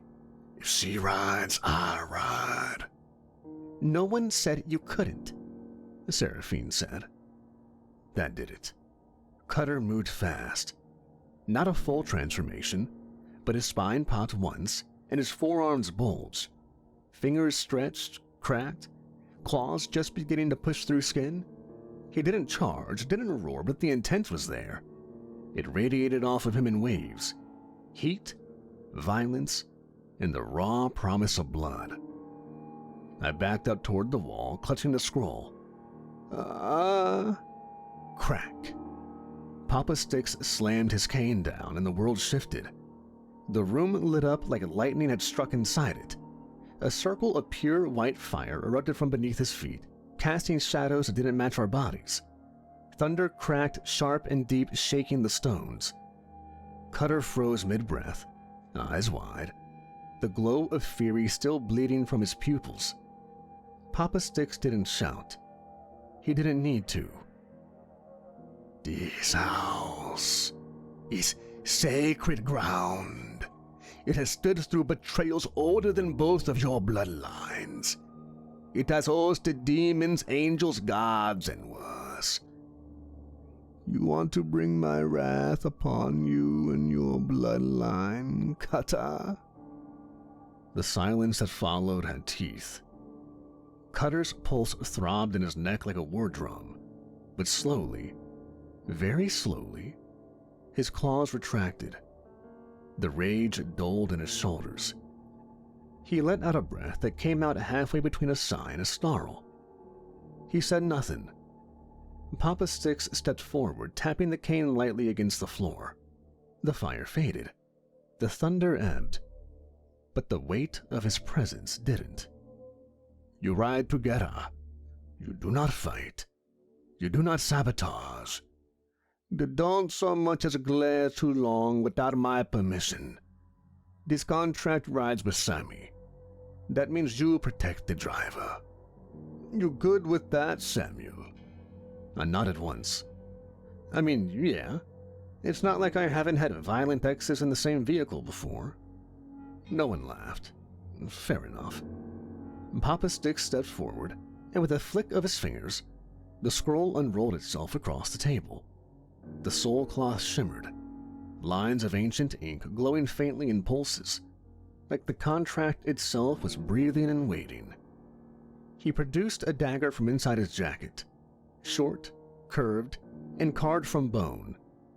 He placed it gently between the two war-born monsters like he was setting down a child. Sign. Make it in blood. Seraphine didn't hesitate. She drew the dagger toward her, pricked the tip of her finger, and pressed it against the parchment. Where her blood touched, the ink pulsed red and then sank into the fibers like it had been thirsty. Cutter followed, wordless, rough. He sliced his palm, then pressed it to the space beside hers. The parchment quivered under the contract, like it recognized war and demanded its price. As soon as both signatures settled, the scroll snapped closed of its own accord. The velvet pouch lifted slightly, drawing it in like a magnet, and sealed tight with a whispering sound, like 1,000 voices exhaling all at once. The pact was signed. Now, it had to be delivered. And that was the dangerous part. Cutter finally spoke, his voice rough. We ride. Seraphine simply gave a faint nod. Papa Sticks stepped back toward the table, giving the scroll one last glance. Then we begin. The moment that contract leaves my walls, the protections end. No more rules, no more sanctuary. The next step takes you through the wild. You break faith now, and not even I will be able to stop what follows. I looked at them both, the wolf and the queen, and me, just a human in a van built for hell. Time to hit the road. The van's side doors slid open with a creak that was way too cheerful for the mood. I was already in the driver's seat, engine humming with that familiar low growl that only came after a full demon oil tune-up. The contract of tears sat sealed inside a reinforced glove box that could survive a hell-mouth rupture. Not that I wanted to test it. Cutter ducked in first, his broad frame taking up half the bench seat by the sheer presence alone. Seraphine followed, more glide than step, like gravity bent slightly to keep her pristine. She sat opposite him, silent, arms crossed, expression unreadable behind half-lidded eyes. They didn't speak. I slid the van into gear and pulled it up Papa Sticks' underground driveway, the city folding back into view like we'd been teleported behind enemy lines. The moment we were on the move, I cleared my throat.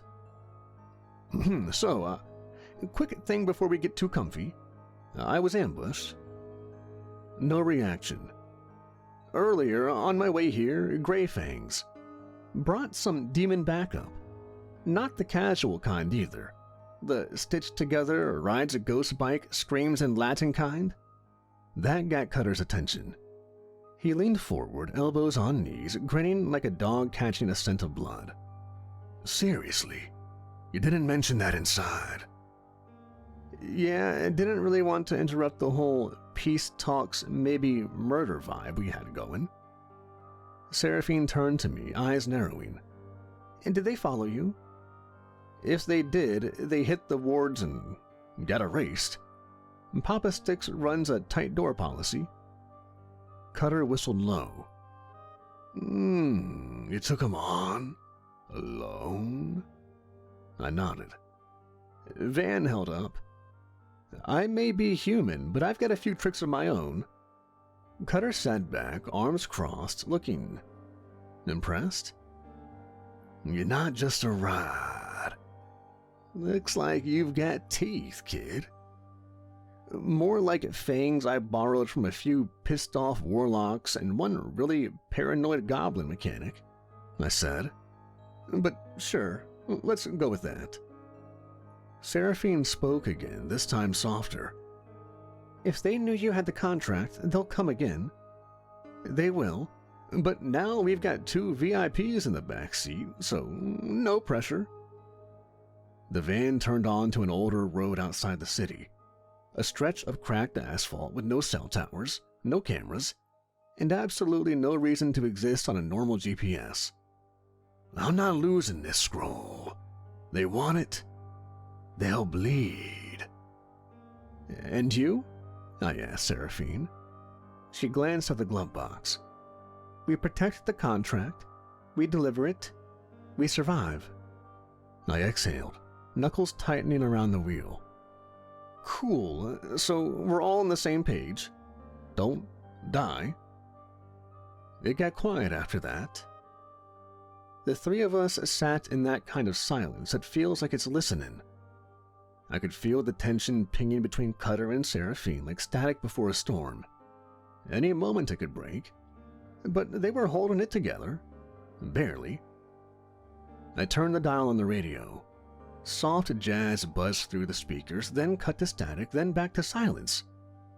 Figures. The road narrowed. Old trees rising up like ribs around the blacktop. The sky turned purple with early dawn. Somewhere in the woods, something screamed. Cutter leaned closer to the partition. So, got anything else in this tank you didn't mention? I smirked. I've got silver netting behind the seats, reinforced sigil panels under the floor, a flamethrower rig mounted in the grill, and a null magic shock charge in case something decides to warp inside. You've been busy, Seraphine said. Deadlines are a hell of a motivator. Cutter laughed. If this courier gig ever tanks, you can make a killing running war buses for me. Noted. We rounded a bend and the trees got thicker. I squinted into the road ahead. Something wasn't right. That's when the shadows moved. I slammed the brakes just before we crossed a bridge. In front of us, blocking the path, were 6 figures. 3 werewolves in tattered gray fang leathers, and 3 demons that looked like they'd been stitched together from fire and regret. The wolves snarled and cracked their necks. The demons hissed in unison, their eyes glowing with violet fire. Well, there goes the quiet ride. Time to stretch.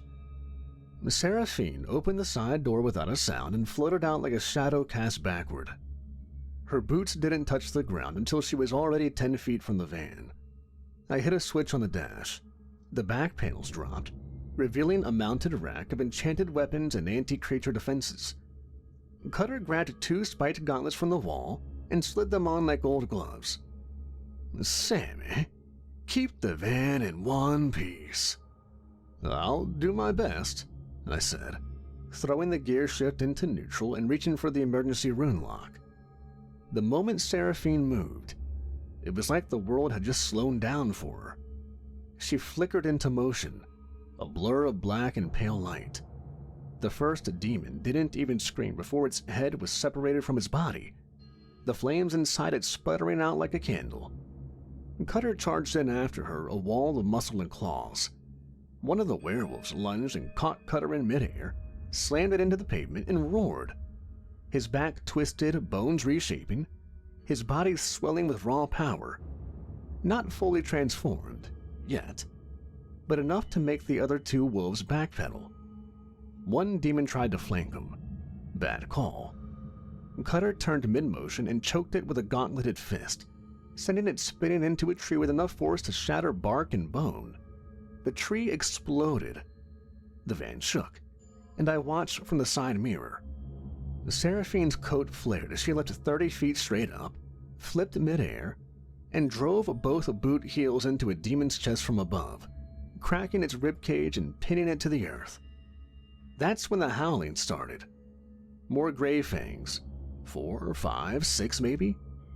I turned the key in the ignition, punched the rune lock, and pulled out a detonator. The road was too tight to drive through, but I didn't have to drive through. I backed the van up 20 feet, punched the code into the dash, and said, "Cutter, move!" He peeled off, dragging a wounded wolf with him, and Seraphine blurred to the tree line. I hit the button. The flamethrower mounted in the grill activated with a roar, sending a wave of burning light across the road. It caught 2 wolves mid-sprint, their fur igniting like kindling. Screams tore through the trees. Cutter tackled one from behind, breaking its spine. Seraphine grabbed the last demon by the jaw and whispered something in a language that made my ears ring, even from all the way over here. The demon imploded, folding into itself and vanishing into a burst of ash. Smoke filled the air, bodies littered the forest floor, and silence returned. Cutter limped back to the van, blood on his fists, grinning like he'd just come out of a bar brawl. A hell of a first stop. Seraphine climbed back in, pale as ice but untouched. I opened the glove box, checked the scroll, still pulsing, still sealed. "They're not going to stop," I said. "No," Seraphine agreed, "but neither will we." Cutter looked at me, then at her. For once, he didn't look like he was about to rip her throat out. "We keep the kid alive. Get the scroll to the Arbiter." I fired up the van again and pulled out onto the road. Next stop, ruin or peace. And with the 2 most dangerous beings I'd ever met riding behind me, the road was about to get real dark. The sky hung low and thick with clouds the color of rotted parchment. We were far beyond the reach of streetlights now, deep in the bone-white back roads that only showed up on maps drawn in blood and whispered about in exorcist confessionals. The van rattled over cracked pavement, tires humming a low, jittery rhythm, as I kept one hand on the wheel and the other hovering over the dashboard's defense grid. Cutter and Seraphine sat in the back like statues made of old war stories and bad decisions. Neither of them had said a word since the last fight, and honestly, I was grateful. The air in the van was already thick with tension, and I didn't need a philosophical throwdown between Fur and Fang while dodging infernal road hazards. The first sign of trouble came when the road blinked ahead. Not disappeared, not turned, it blinked, like it flinched from view and snapped back into existence. The trees on either side shifted too, leaning in, curling like they were eavesdropping. "Did anyone else see?" "Yes," Seraphine said before I could finish. Cutter snorted. "Magical interference. Someone screwing with the terrain." I eased my foot off the gas. "Is that normal?" "Only if they're trying to funnel us into a trap." Cutter craned his neck. "Let's spring it." And then the road simply wasn't there anymore. The van jerked forward as the blacktop beneath us vanished and dropped us onto hard-packed dirt covered in ruins so old they looked fossilized. Trees closed in around us like they were being pulled on wires. I swerved, dodging low-hanging limbs that bent too deliberately. The lights on the dashboard flickered. A high-pitched whining filled the cab. "They're warping the path. This wasn't on the route Nico gave me. It's a snare, meant to corral, not kill." "Why not just kill us?" "Because they need the scroll intact." Lucky us. Then came the ambush. A skeletal tree snapped in half ahead and out spilled a pack of gray fangs. A full half-dozen of them fully shifted and foaming at the mouth. Behind them came 3 more of the demon mercenaries, glowing with internal embers and barbed with molten chainmail. They didn't wait. 2 wolves launched at the van. I yanked the wheel and hit the side deflector sigils. The van's left panel surged with blue light, and the wolves bounced off in midair like flies off a bug zapper. Cutter was already out the side door, not even bothering to speak. He hit the ground running and collided with the first werewolf like a wrecking ball. Their bodies rolled in a snarl of fur and blood, claws slashing wild. Seraphine didn't use the door. She phased through the top of the van, leaping into the air like a bullet from a coffin. Turns out vampires had quite a few more powers than I originally thought. She landed on one of the demon's mid-incantation, driving her heel into its chest with such force its body cratered into the earth. Her coat flared, the silver buckles gleaming as she spun and sliced through another demon's throat with a blade that had never once reflected her face. I triggered the van's perimeter wards. A pulse of protective force rippled out from the tires, knocking back the attackers just long enough for me to open the side compartment and grab a flare gun loaded with anti-possession phosphorus. Cutter was in full beast mode now, towering, snarling, half wolf, half tank. He grabbed one of the gray fangs by the leg and swung it like a bat into another, sending both flying through a ring of warped trees. Blood sprayed, bones cracked, and Cutter laughed. "This is fun," he shouted. I stopped the van and climbed on top of it, scanning the battlefield. One demon was pulling itself back together, literally knitting its torso back from severed flesh. I took aim with the gun and fired. The flare hit it dead center and exploded into a burst of holy fire. The demon screeched, its body flailing as light erupted from every crack in its form. Then it went still. Seraphine landed beside me, eyes glowing faint silver. "You're bleeding." "Yeah, that's kind of the theme tonight." A howl rose behind us. Cutter was surrounded now, 3 wolves circling him, snarling and waiting for a misstep. "He's playing with them," Seraphine muttered. She was right. Cutter bared his teeth. "Come on, mutts. Let's see if your pack still remembers how to fight." They lunged. He dropped low, caught one mid-jump, and used its momentum to swing it into the second.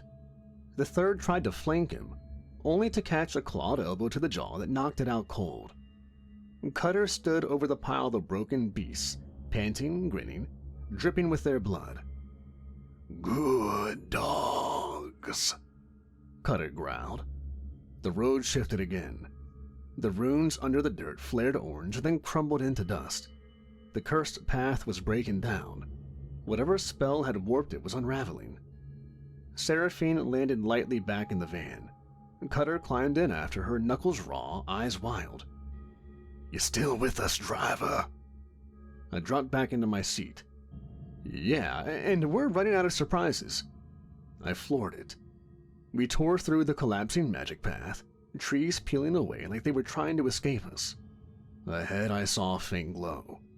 The road to the Arbiter had finally begun, and nothing short of the apocalypse was going to stop us now. We tore down the unraveling road, smoke peeling off the trees behind us like we'd lit the forest's lungs on fire.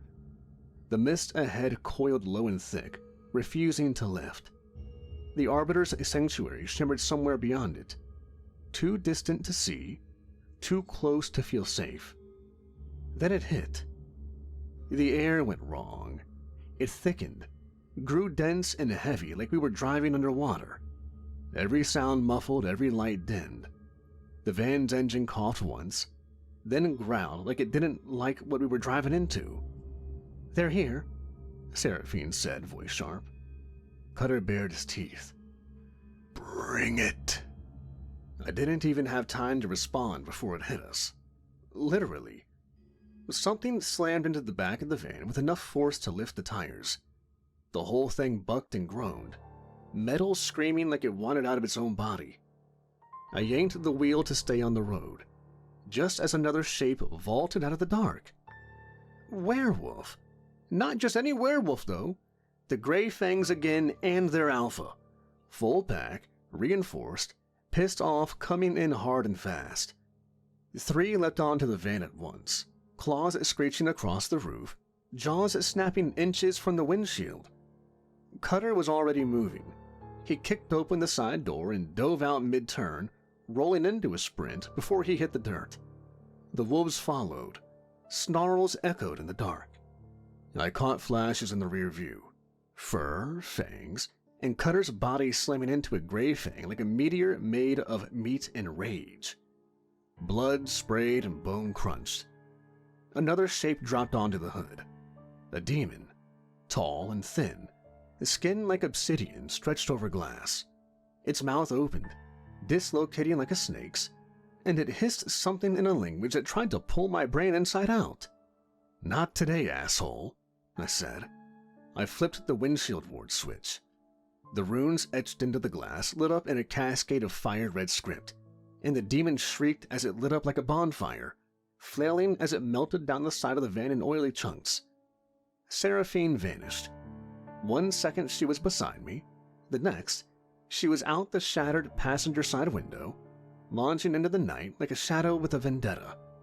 I heard the whoomph of impact, then a scream cut short. More wolves poured in from the tree line.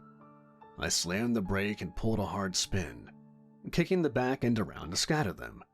The van roared like a beast. Metal crashed against fur and bone as I clipped the gray fang square in the chest. It cartwheeled off the cliffside, howling all the way down. Cutter was in full transformation now, towering, upright, claws as long as daggers. He tore through 2 wolves at once, slamming one into the ground and ripping the other off his back like it was made of paper. His roar shook the air. Seraphine blurred through the battlefield, leaving trails of light like she was slicing through the dark itself. She didn't kill with brute strength. She killed with precision, 1 cut at a time, 1 flash of silver, 1 less threat.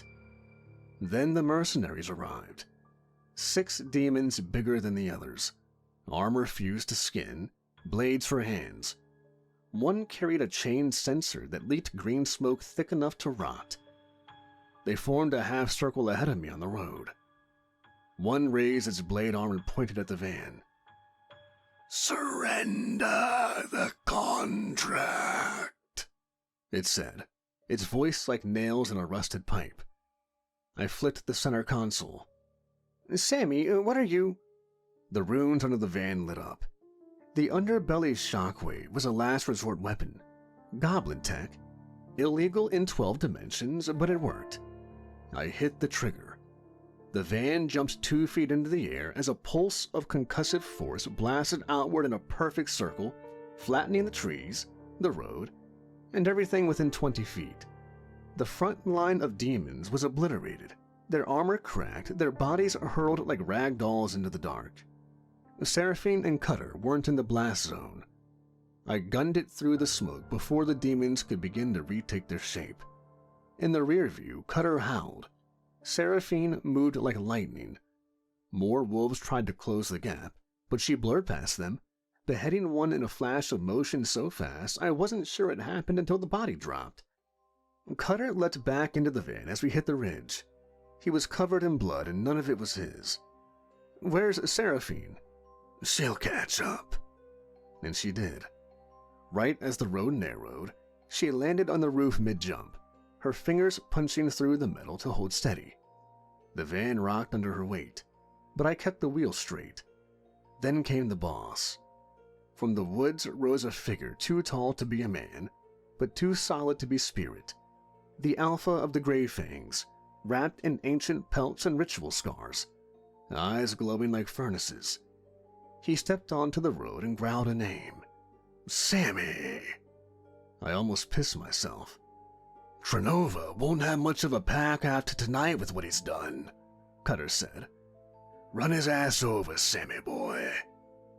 I hit the gas. The van barreled towards him. He didn't move. I could see the muscles in his arms tense, the way his claws curled. He meant to stop us, physically. Cutter grabbed the wheel. "Brace." The van hit the alpha like a bullet hitting a mountain. He didn't go down, but he stumbled, arms spread, catching the front end as sparks flew. The whole frame bounced. Then Seraphine dropped off the roof and slammed her sword straight through his collarbone. He roared, not in pain, but in fury. "Go! Drive!"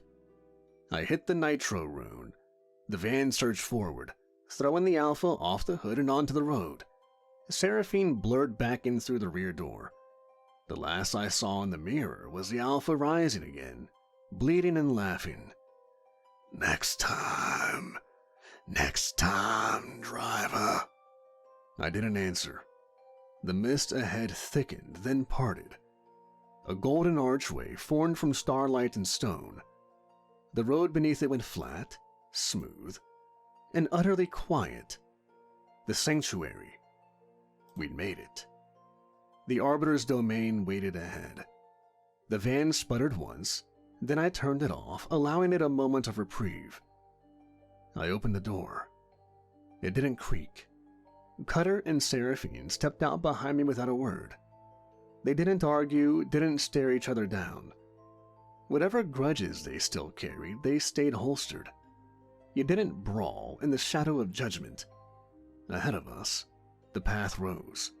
A long obsidian walkway, polished like wet glass and flanked by stone braziers with flame that cast no heat and even less light.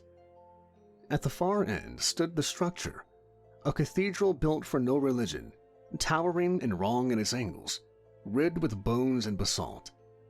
A door waited at the top of the steps, 12 feet tall, made of what looked like pressed ash and teeth. I held the scroll. It pulsed in my hand, not with life, but with presence, like it knew it was almost home, ready to complete its mission. We walked. Cutter said nothing, his claws still crusted with demon blood. He looked calm now, eerily so, like the weight of violence had finally slid off of his shoulders. Seraphine walked like she had her own gravity. The faint burn of sigils flickered beneath her collarbone, reacting to the air. Her expression hadn't changed once since we arrived. Not fear, not reverence, just pure focus. We reached the steps. No one told us what to do. No guards, no emissary. Just the sense that to hesitate would be to invite judgment upon ourselves. So we climbed. At the top, the doors opened on their own, parting without sound. The chamber beyond was massive and empty. Shaped like an hourglass turned sideways, was an altar made of obsidian bone in the center. No throne, no figure. Only presence. The Arbiter didn't speak. It didn't appear. It simply was. A presence that filled the chamber like liquid gravity, pushing against your ribs and your thoughts and your name. It made my skin crawl and my teeth itch. It knew everything I'd ever done and had no opinion on any of it. It didn't care. I stepped forward and placed the contract of tears on the altar. The scroll unraveled itself midair, spreading wide, shimmering like stretched parchment made of smoke and breath. Symbols pulsed and rearranged. Language older than sin lit the room. Then came the voice. It wasn't a voice like Nico's or Papa Styx's or even the demons we'd fought. The voice didn't vibrate the air, it vibrated me. My bones and my blood. It filled the chamber and etched itself into memory like it had always been there waiting to be heard. Witnesses, bound parties, approach. Cutter stepped forward first, then Seraphine. They stood opposite each other, eyes locked, not with malice, but now with purpose. Speak your vow. Cutter's voice came low and steady. Cutter Vale, Alpha of Bloodstone Hollow. I offer truce. My strength no longer bears down on the Nightborn. My claws remain clean, for as long as theirs stay sheathed. Seraphine's voice followed, cool and clear as frost. Seraphine of House Vire, I accept the truce. My kin shall not feed on or kill your kind, so long as your teeth remain turned from our throats. The scroll lit up, flames crawling across its edges without burning, marking the vow into permanence. The pact is sealed. A gust of pressure rippled outward. Violation invokes wrath, said the Arbiter. And that was it. No ceremony, no applause. Just the cold snap of reality shifting. The scroll curled closed, its work complete. It vanished in a flicker of light and pressure absorbed into the Arbiter's will itself. The air thinned. The weight lifted. We breathed again. Cutter stepped back first. Seraphine didn't follow. She held her grounds a few seconds longer, staring at him. Not a challenge, not suspicion, but something closer to curiosity. "You meant it," she said quietly. Cutter cracked his knuckles. "Don't waste my time with politics. This pact keeps my people alive. That's all I care about." "No, it's not," she said. He didn't respond, he just turned away. They walked out together, not in step, but not at odds. Something had changed. Maybe not trust, but the beginning of it. I followed them outside. We didn't talk much on the way back. Cutter climbed in first, folding his bruised frame into the back bench like a war dog off duty. Seraphine followed, silent and sharp-eyed, her boots leaving streaks of blood and dust on the floor mat. I turned the key. This time the van started without protest, and we rolled off into the dark like nothing had happened. Back at Papa Stix's, neither of them said goodbye. Cutter gave me a nod that probably counted as affection in his world. Seraphine gave me a glance, cool, unreadable, and stepped into the shadows. Papa Stix told me I was welcome to come back to his bar anytime I wanted. That sat pretty cool with me. Nico's mansion loomed quiet under the starless sky. He met me at the door, still in that tailored suit that never seemed to wrinkle, sipping something red and expensive out of a crystal glass. "How'd it go?" "No one died, so weirdly smooth." He handed me an envelope, thick and sealed with wax. "For the road, Sammy." That was it. No handshake, no toast, just a nod, and the door shut behind me. I didn't count the money until I got home. 25 grand, and tucked inside the stack was a single note.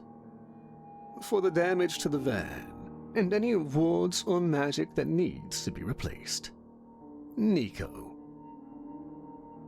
This job doesn't come with glory. No trophies, no thanks.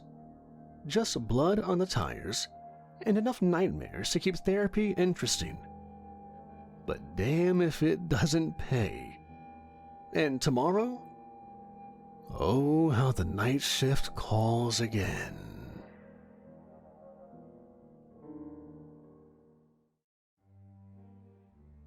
Hey everybody, Kevin from Nightmares Nightly here. If you made it this far, I want to thank you for listening.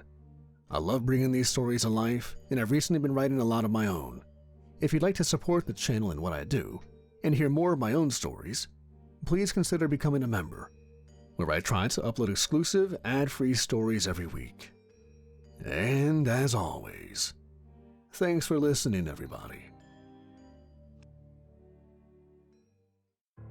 Nico's parties always made me feel poor. The mansion was wrapped in old stone and old money. Torches burned along the drive, not for light but for effect. Out front, cars worth more than my entire life were lined up in a neat row, guarded by gargoyles that weren't just decorations. Inside, the place was packed. Vampires in tailored suits moved through the room with drinks in hand and no breath in their chests. Witches in hoodies and boots lounged on velvet couches, the sigils glowing faintly on bare arms and throats. A couple of low-level demons stood behind the bar in human skins with slick smiles, bound by contracts I could see tattooed around their wrists. A few wares hung near the walls, relaxed but never off-duty. Something fey watched from the staircase, eyes too bright, not touching anything. I'd put on my best shirt and cleanest jeans, and still felt like the only one in the room who ever had checked a bank balance. One of Nico's younger vamps passed me and gave me a nod. "Driver?" "Undead," I answered. He grinned and moved on. I grabbed a glass from a passing tray and tried not to think too hard about what was in it. The music was low, expensive jazz, and people talked in 6 languages around me all at once.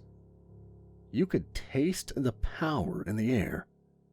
Not the cheesy glowing kind, but the kind that signed old packs and buried bodies where zoning didn't reach. "Oi, hey, Sammy!" I turned.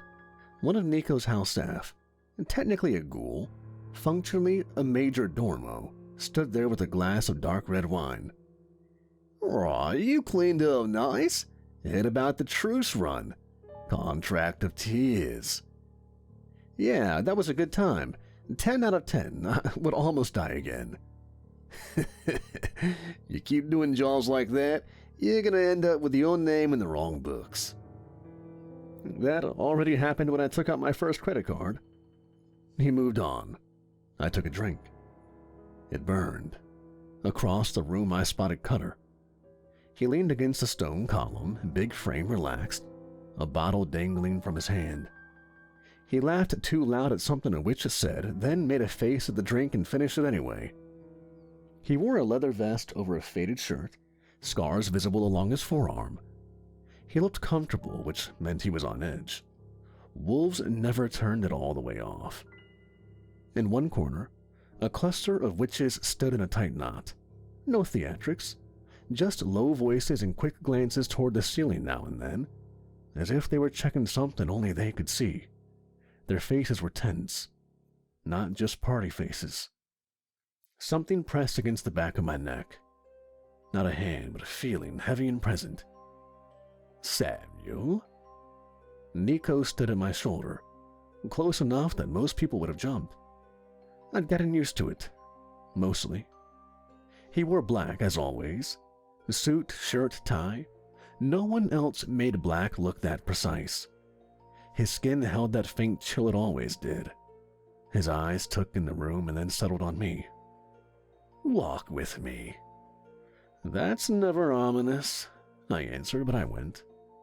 We moved through the crowd, and people parted for him without thinking. Conversations dipped until he passed, then resumed. Vampires noticed everything, but the old ones carried their own weather. Nico was a storm under control. He led me down a side hall and through a door into a study. The noise of the party dulled behind us. This room was quieter, darker, lined with shelves, old books, and older weapons. He closed the door. The locker clicked on its own. I sat in a chair. He crossed to a cabinet built into the wall and opened it with a key that didn't look like metal. "Relaxed, are we?" "Not tonight." He pulled out a small, heavy lockbox and set it on the table between us. Wards pulsed along the edges, simple and ugly, built for function. My teeth buzzed when I leaned closer. He opened it. Inside sat a single glass vial, no bigger than my finger, locked in a padded groove. The liquid inside was thick and dark. It did not gleam. It drank the light around it. Every few seconds it pulsed, once, steady and slow. What am I looking at? Blood. From a dead god. We're doing that now, huh? This god dealt in thresholds, endings, and gates. When it died, its blood did not cool, it condensed. It can empower rituals tied to doors between worlds. He closed the box halfway, enough that I couldn't stare straight at it anymore. The buzzing in my teeth eased. There are 3 vials of this blood in the city right now. 1 in demon hands, 1 in the coffers of the coven, and 1 here. How did demons get 1? I did not give it to them. They stole it years ago and paid for that mistake at the time. But they kept the blood. They've grown bolder lately. Someone down below is whispering in their ears. They are gathering in numbers they have not had in a long time. And the witches? The coven knows the demons intend to open a gate. They intend to use their vial and this one to stop them. He tapped the box. 2 vials combined in the right hands can close a rift and reinforce the walls for decades. 2 vials in the wrong hands can pull something very old and very angry through. So, we're in a race. The demons have one, the witches have one, and you have the tiebreaker. He nodded. So, why am I here? Why don't the witches come get it from your fancy god blood box? Because they don't trust themselves. I looked at him. He went on. The High Priestess cannot touch this. Her power is tied to blood and fate. If she comes too near the god's blood, demons will feel her from across oceans. They will react hard and quickly. And the rest of them? Some of them are loyal, some of them are hungry. Power draws hands. Give this vial to the wrong witch, and we do not get a sealing ritual, we get a coup. Or worse. So they trust me more than they trust themselves. Okay. They don't trust you. They trust that you do not want what is in this box. You want to survive, get paid, and go home. That makes you more reliable. Flattering. He closed the box and slid it toward me. You will take this to the Coven Sanctum tonight, and they will use it with their own vial to shut down whatever the demons are building. The demons will try to stop you, but they must not succeed. Why don't you take it? Or send one of your heavy hitters, Seraphine or one of the elders? Because demons are watching us. For me, for the High Priestess, for Seraphine, for any signature strong enough to threaten them alone. If I walk out of the house with that vial, they will feel it, and they will bring everything they have. Same for the Coven heads, same for most of my elders. And me? You are small, magically speaking. You are not nothing. You have protection, but compared to us, you are a ripple. They are watching for stones, and that lovely ring that last god gave you offers you certain invisibilities. I let out a slow breath. So I drive again. You drive. You will not go alone, though. I will find someone suitable to ride with you, a few hours to make calls. I nodded, though my hand tightened on the arm of the chair. Fine, I'll go pick up the van. Don't bother. I'm in. A voice from the doorway cut in. We both turned. Cutter stood in the open door, one shoulder against the frame. His hair was a little messier than usual, eyes clear, bottle gone. He pushed off and stepped inside. You eavesdropping again? I asked. Wolf ears. Hard to turn off. Nico's tone cooled. This does not concern your pack, Vale. The hell it doesn't, Cutter said. He jerked his chin toward the box. Demons pull something through with that, and the whole city turns into a buffet. For them, for whatever comes through. My people live here too. We've bled for these streets. You have a history with them. Cutter's jaw clenched. Yeah, they came through once already. Back when I was young and stupid and someone thought he could bargain with them. We lost wolves. We nearly lost our ground. I'm not watching that happen again. You want to play escort for a human driver in a vial of volatile god blood. For civic duty? For survival, Cutter answered. And business. Demons own the city that nobody eats. They burn it. They don't run it. That's bad for everyone. He looked at me. You drive. I tear apart whatever gets too close. Seems simple. I met his eyes. Saw no angle there. Just a lot of old anger and a stubborn refusal to let anyone else wreck his territory. I looked back at Nico. Works for me. Nico studied Cutter for a long moment, then dipped his head once. Very well. Samuel drives, Cutter rides. The coven prepares. The demons move. And tonight, we see who reaches the finish line first. My gaze went to the box. That little vial sat there in its padded slot, quiet and heavy. Another night, another delivery. I was really starting to hate how normal this felt. Nico's garage was quiet when we walked in. The party noise faded behind us once the door shut, and all that was left was the sound of my boots on concrete and the low-tick garage door rolled up. Cold night air spilled in, and carrying the smell of the city and something under it that felt wrong. I climbed in, placed the box in the custom steel cradle built into the floor between the front seats, and locked it in. My ring on my hand buzzed. "Seatbelt," I said. Cutter snorted but clicked it. We pulled out of the garage and through the open gate, leaving the safe, thick wards of Nico's land behind. The difference hit fast. On Nico's grounds, the night felt contained. Out here it stretched. The street lights ahead of us flickered when we passed under them, one after another, as if something brushed across their wiring. Shadows along the sidewalk sat deeper than they should have, clinging to alley mouths and doorways. A closed store, hands at 10 and 2, shoulders straight.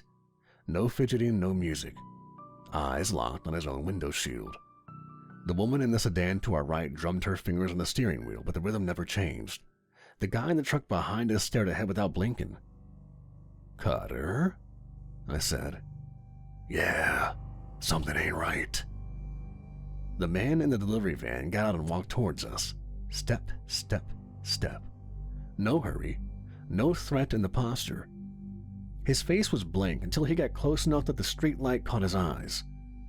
They were too dark, in color and in depth, as if something sat behind them and pressed forward just under the surface. He stopped a few feet from the hood and smiled. "Evening." Cutter's hand went to the handle of the door.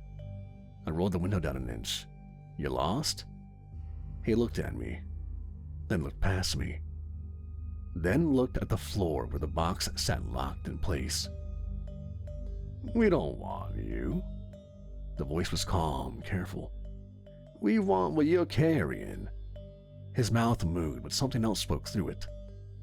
"Yeah, that's a shame, 'cause it's not up for grabs."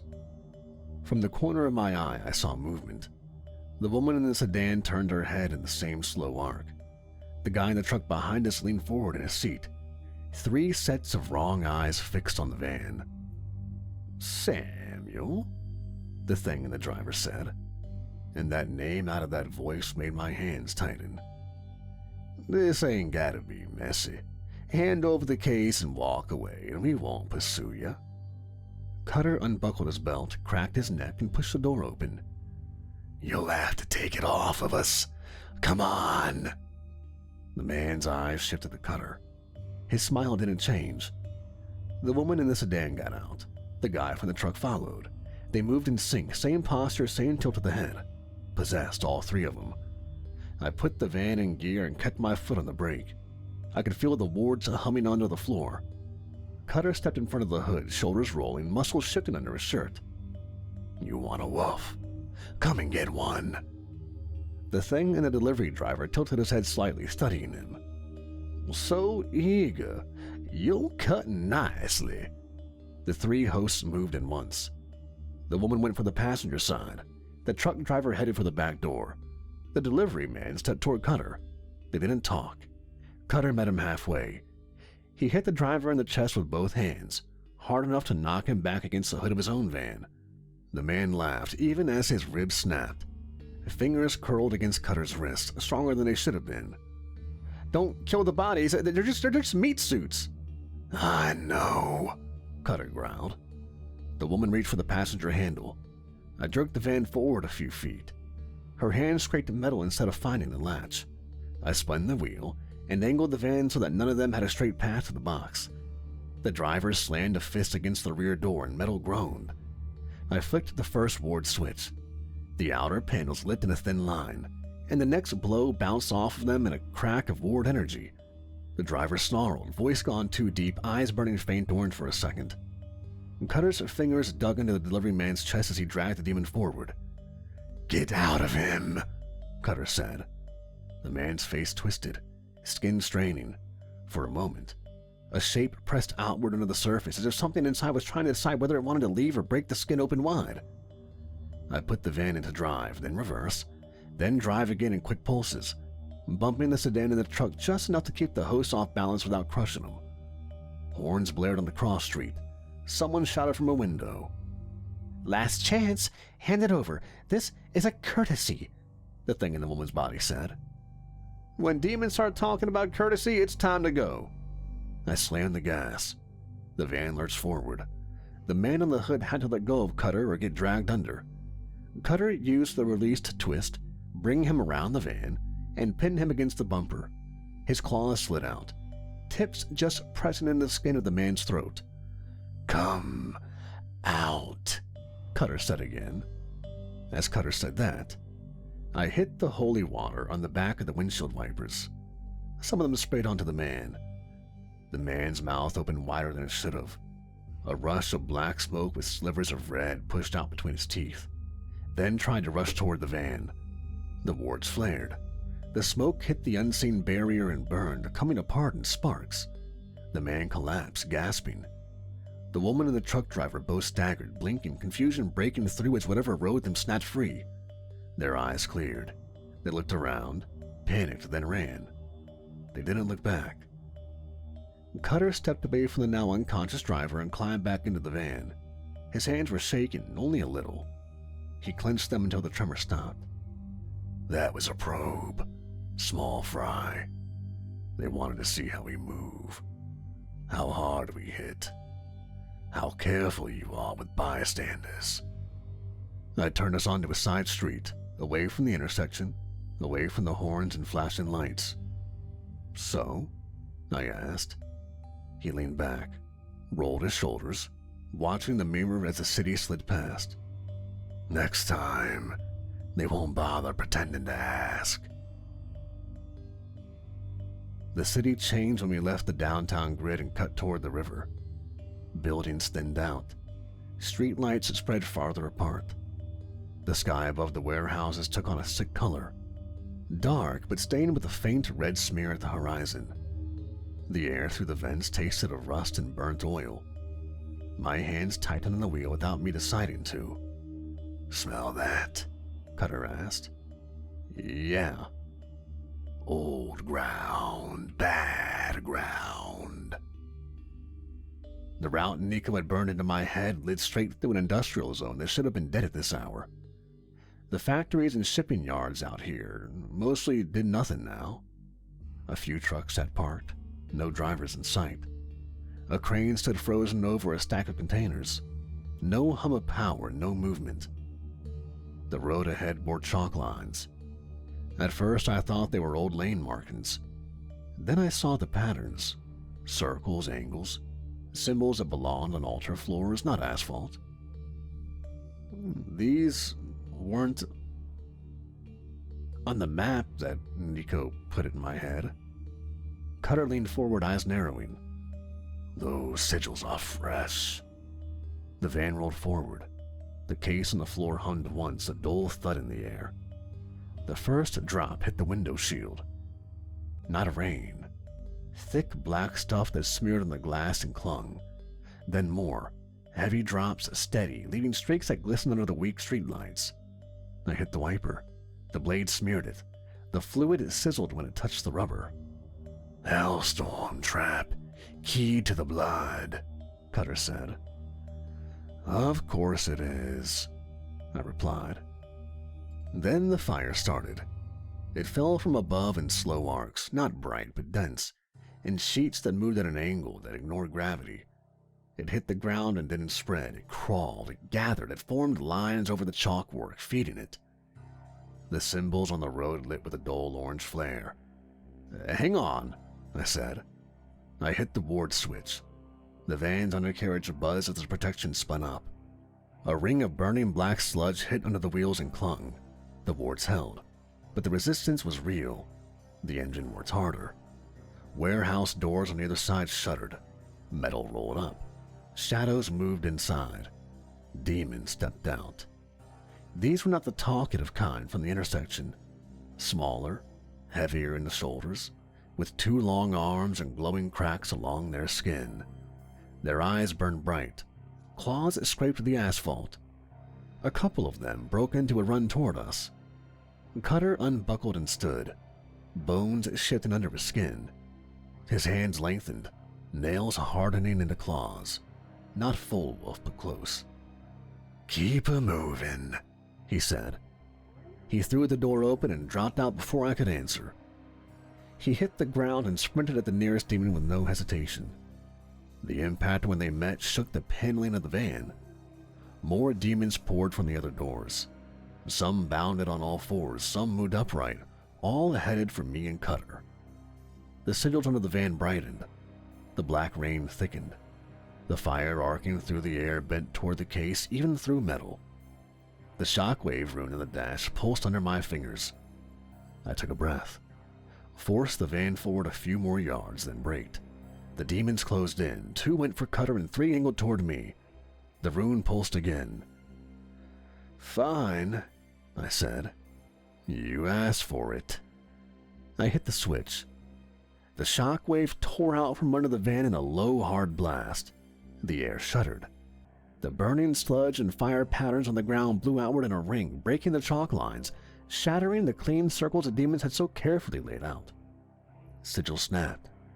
A low hum in the air broke into a flat crack and then silence. The demons staggered. 2 nearest to the van went down to their knees as the power under their feet vanished. Cutter used the moment to slam a demon's head into the side of a container. Bone broke and the demon slumped. Another one jumped onto the hood. Its claws hit the warded metal. Sparks flew. It raised both arms, driving its weight down. The glass creaked, but did not break. I floored it. The van surged forward, ramming the demon into a stack of pallets. It tumbled off the side. I swerved around a pool of fire that slid in a direction that made no sense and aimed for a gap between 2 warehouses. "Cutter!" I shouted. He heard me. He ripped his claws out of the last demon in reach, sprinted and then leaped. He caught the side door handle as I passed him and swung inside, slamming it shut with his boot. "Go," he said, breathing hard. I went. We shot between the warehouses and out onto a service road. The fire behind us dimmed. The black rain slowed and then stopped. The engine whined in protest but kept turning. The case on the floor thumped again. 1 pulse, then another, faster than before. "That thing isn't happy," I said. "It's reacting," Cutter said. He dragged his forearm across his face, wiping off demon blood and ash. "They tried to use it as a focus. You broke the circle before it caught." "You're welcome." He huffed a short breath that might have been a laugh. If Nico and the elders were too much of a beacon for the demons to find this thing, I can't imagine what it would be like to be them. I mean, they found us already twice. We drove in silence for a few minutes. The city shifted around us. Warehouses gave way to older buildings. Houses, narrow streets. We were heading toward the old districts now, the ones with more myths than working streetlights. "The safe house is 3 turns ahead," I said. Nico's route put it in the back of a narrow venue. Brick row houses, all dark except for one. A simple townhome with no sign, no neon, nothing special except a small symbol scratched into the doorframe. I recognized one of Lena's marks. Witches had been here. I pulled up in front. The wards that should have been anchored to the doorstep were now gone.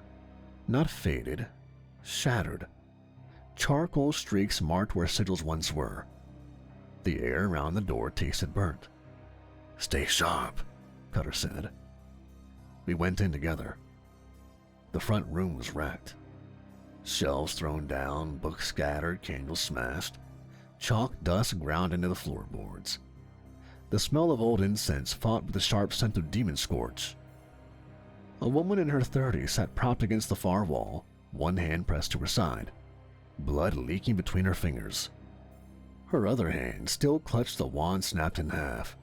Her eyes lifted as we entered. "You're late," she said. Cutter moved to cover the door. I crossed to her, keeping one eye on the hall. "Demons hit you?" I asked. She gave a tight nod. "They came an hour ago, not many. Enough to test the wards, enough to break them. They wanted to know if this was on your route." "They know about the ritual?" "The whole city knows. Any spirit with half a sense can feel it. The coven has their vial, the demons have theirs. Every time they push on the barrier, something shakes. There have been small tears all night. They keep trying to punch through before they're even ready." She winced, shifted, and muttered a small word under her breath.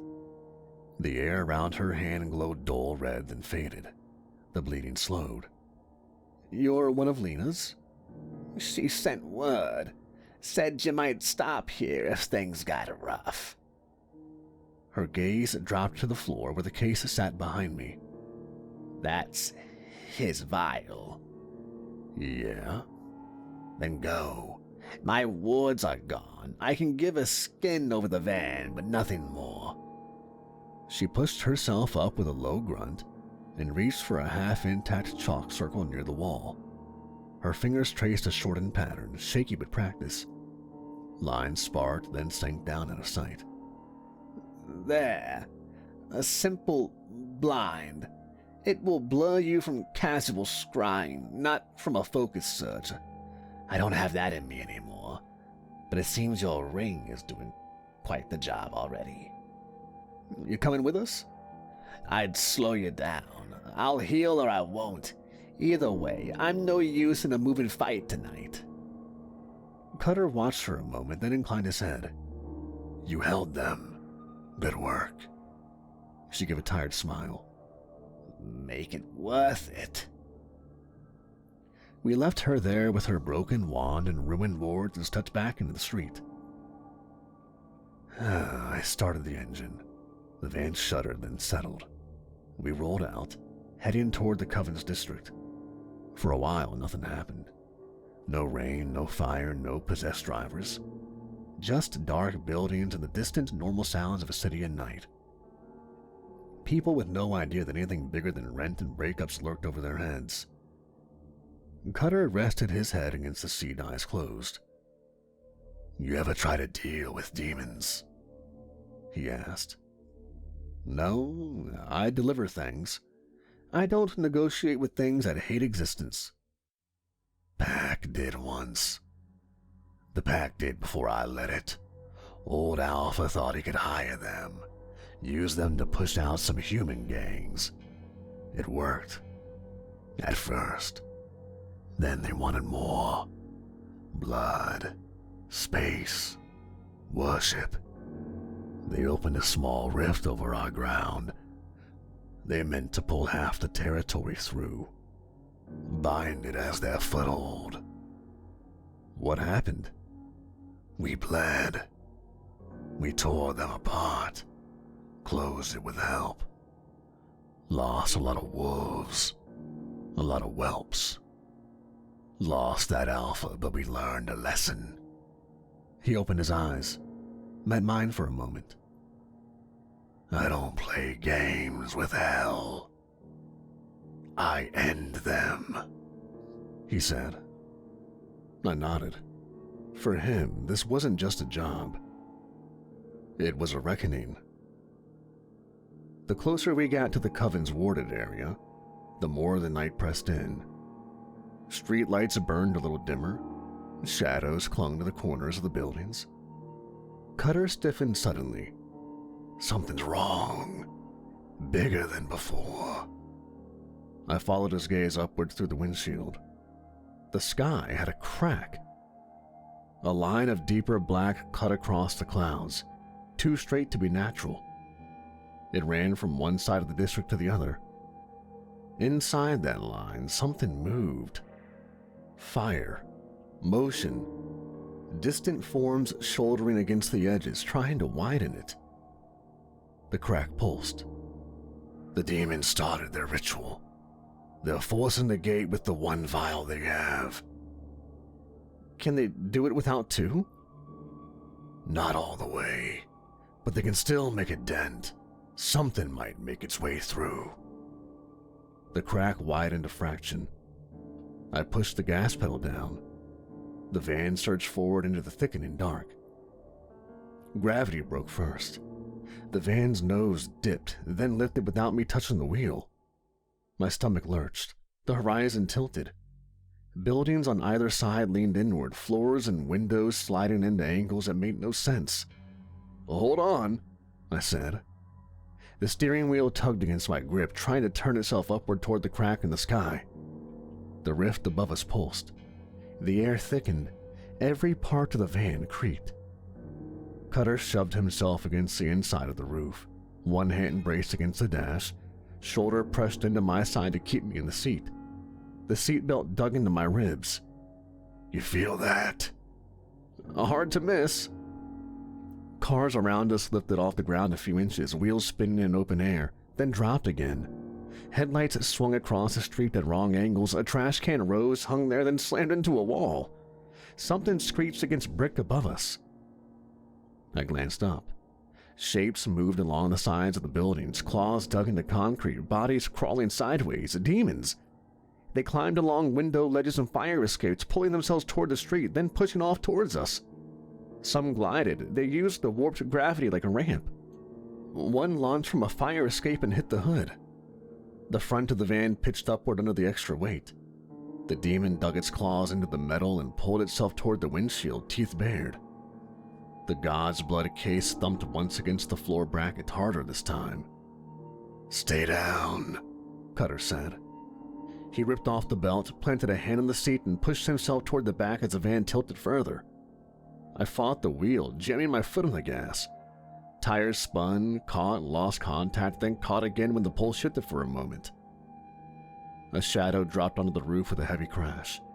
The impact shook dust from the ceiling liner. "Roof," Cutter said. He headed for the side door, claws already pushing through his skin. The demon on the hood slammed its face against the glass, trying to crack it. Its eyes were bright, fixed on the center of the dash where the case sat just behind metal and wards. Its breath fogged the glass with smoke. I hit the forward ward switch. The rune in the lower corner of the windshield flared. A barely visible barrier pushed out from the glass in a short burst. The demon's head snapped back.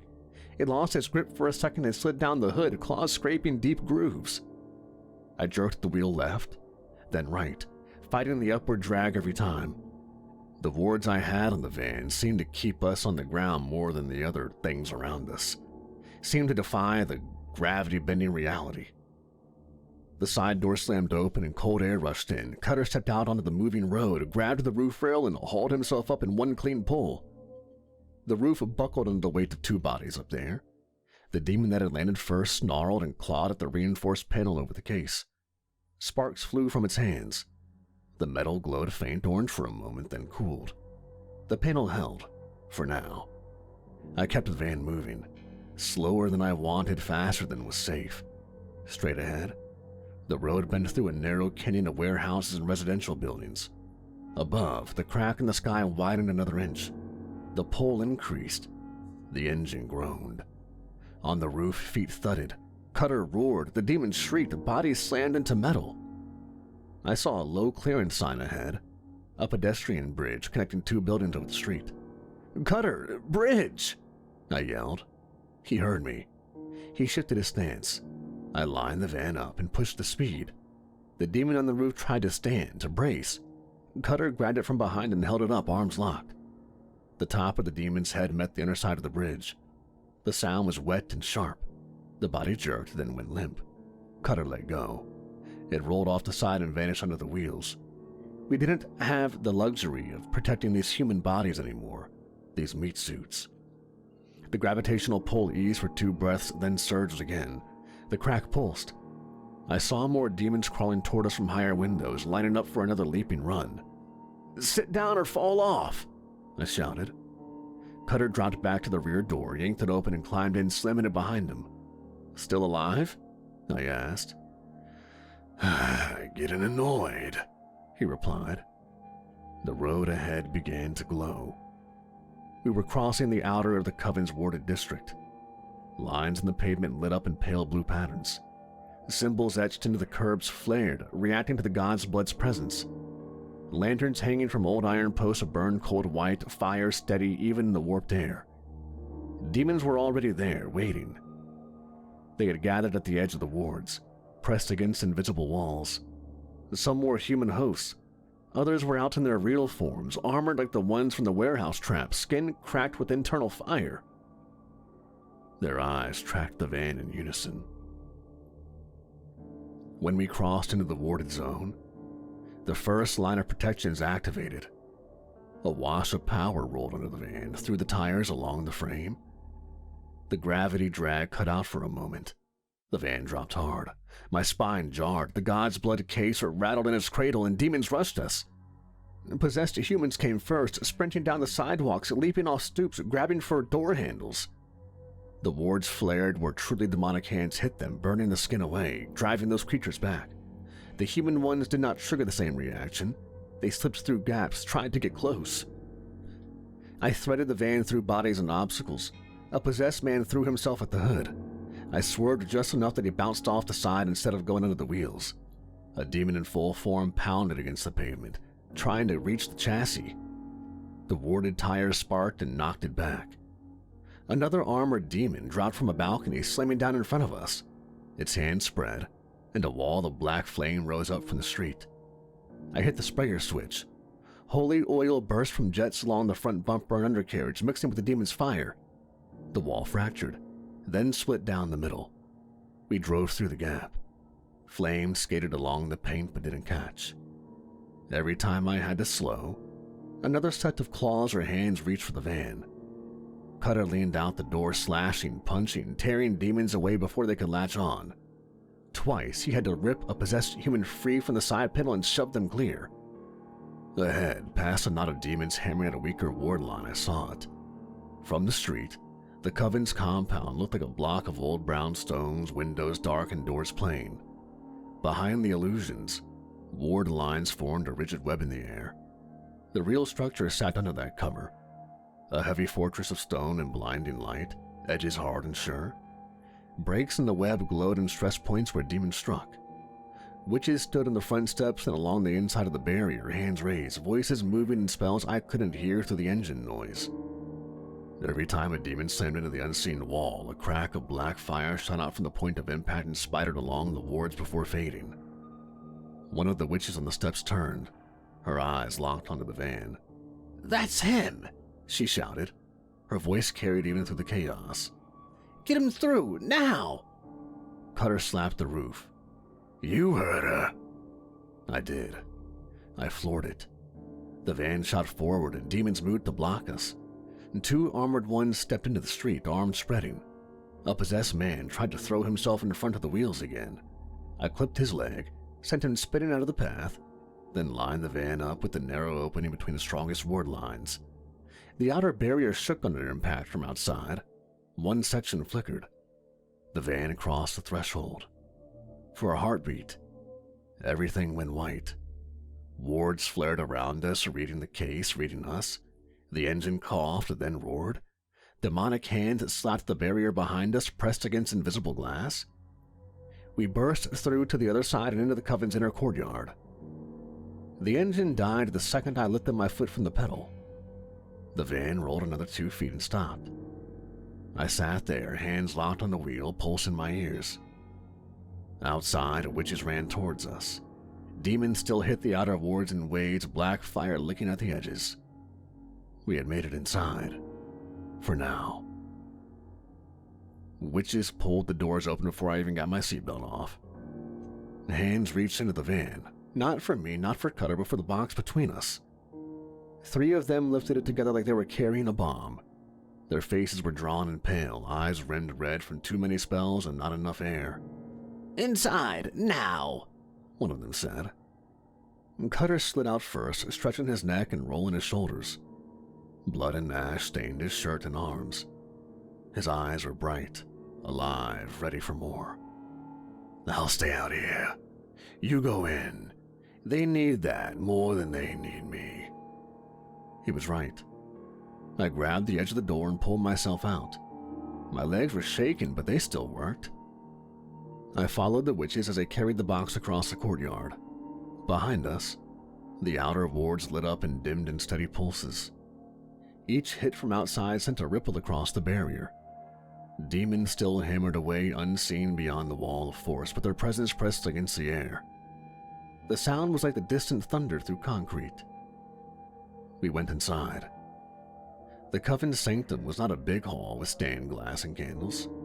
It was a tight, circular space deep in the building, walls of bare stone layered with old spell marks. The floor was covered in a single massive sigil chalked in white, red, and something darker. At its center sat a raised stone cradle with a shallow groove. One vial already rested there, held upright by fitted channels. The liquid inside that first vial glowed faint red from within. It pulsed in a rhythm that matched the dull pressure in the air. The High Priestess stood behind it. She looked like she had not sat down in days. Her hair hung loose around her shoulders, streaked with gray. Her eyes were bloodshot, but they stayed sharp. Lines of dried blood traced from her nose to her chin. Her hands were steady.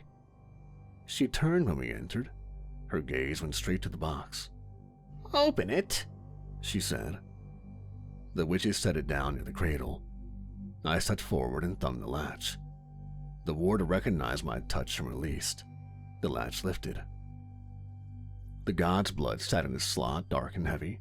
The priestess reached in and took the vial with careful fingers. Wards sparkled against her skin and then accepted her. She moved like she had carried worse. "Good. We may still have time to close this." She placed the new vial in the second groove in the cradle beside the first. The two pulsed together. "What about the third, the ones the demons have?" "We will not see that one. We see the results. We don't need it anyways. 2 is enough." She motioned to the witches around the circle. There were 7 of them. Young, old, tired, wired. They took their positions at fixed points around the sigil, hands held slightly out, feet braced. "You stay there. You do not step into the circle. You do not speak unless spoken to. You are our witness." I moved to the edge. My back found the stone. I tried not to look at the vials too long.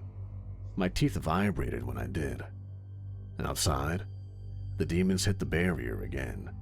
The sound came through the walls like a deep drum beat. Dust had drifted from the ceiling. Cutter was out there with them. A younger witch at a point near me glanced over, eyes quick. "If this goes bad, run.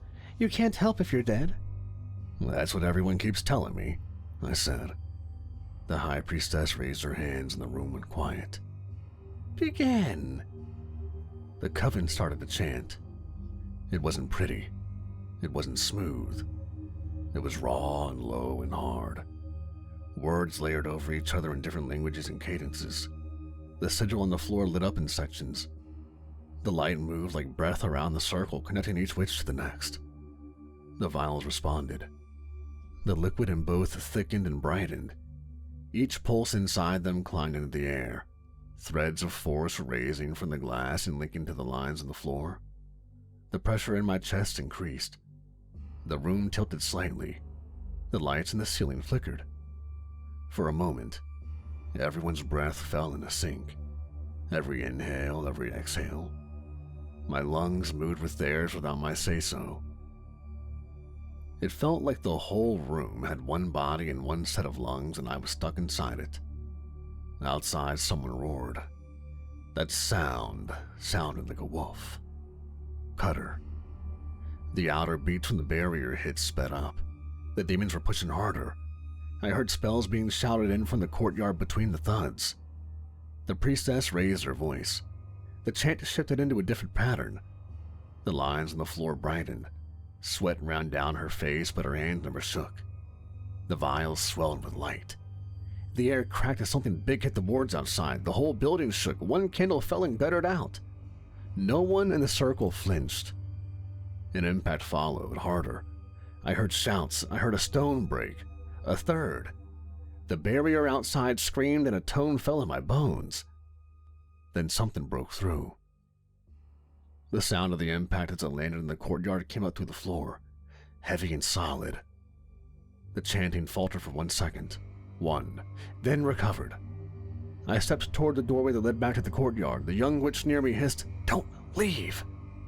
I stayed, barely.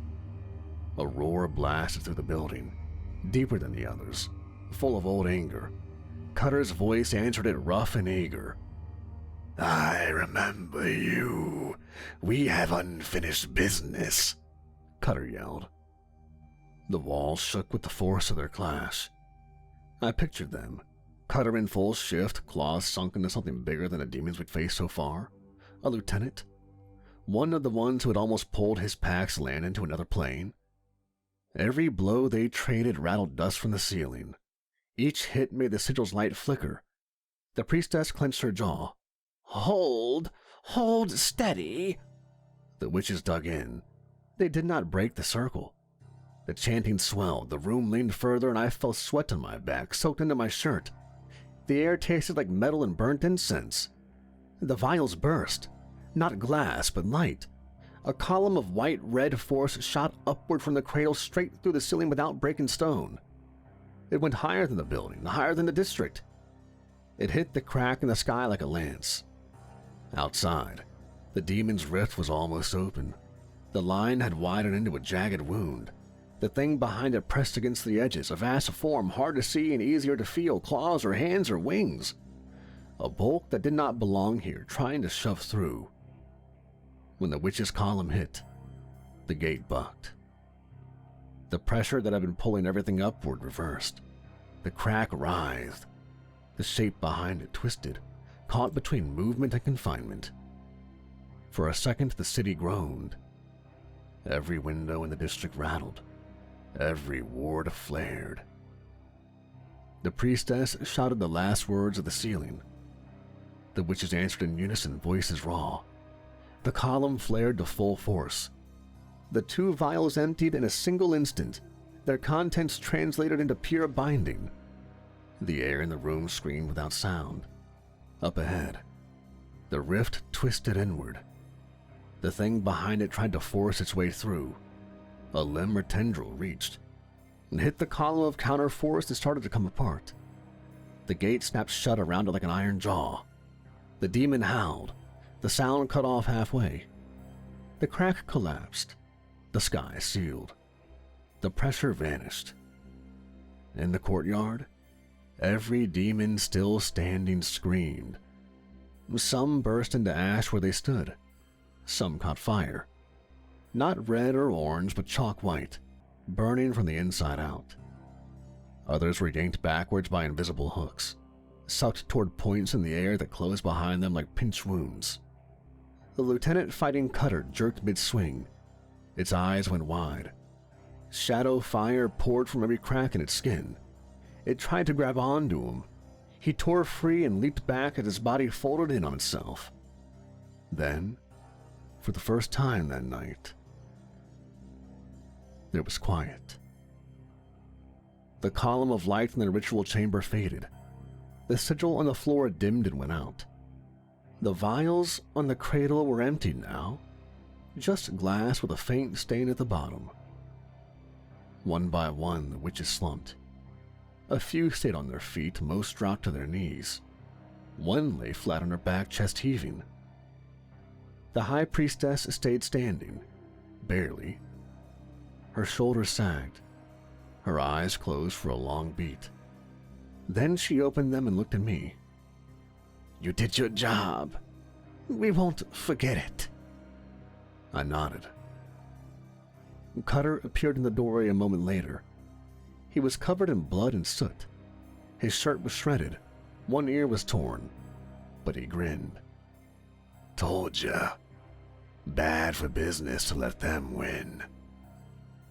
I let out a breath I hadn't realized I was holding and leaned my head back against the wall. Outside, the courtyard was a mess of scorched stone, ash piles, cracked flagstones, and collapsed sections of outer wall. But it was quiet. No more pressure in the air. No more wrong gravity. Just a tired city that had no idea how close it had come.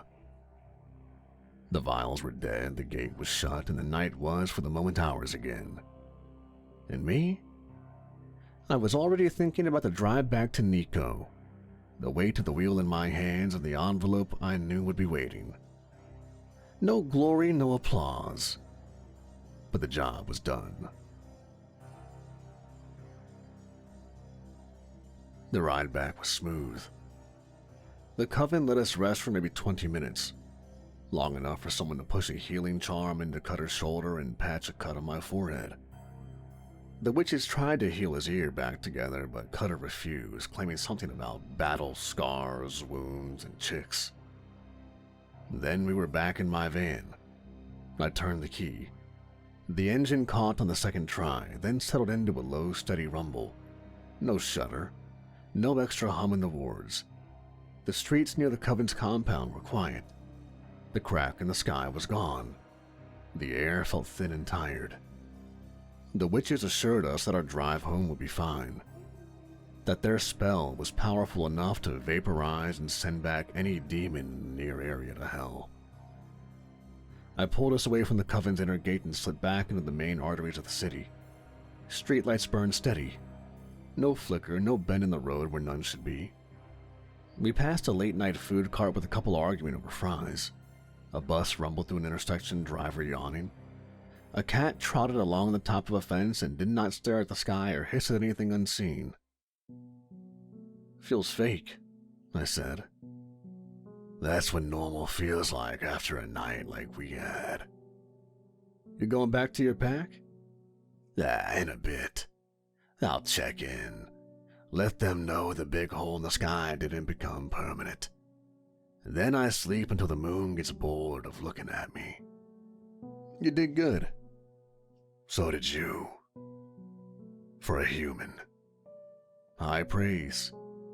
"It is," he said, and I could tell he meant it.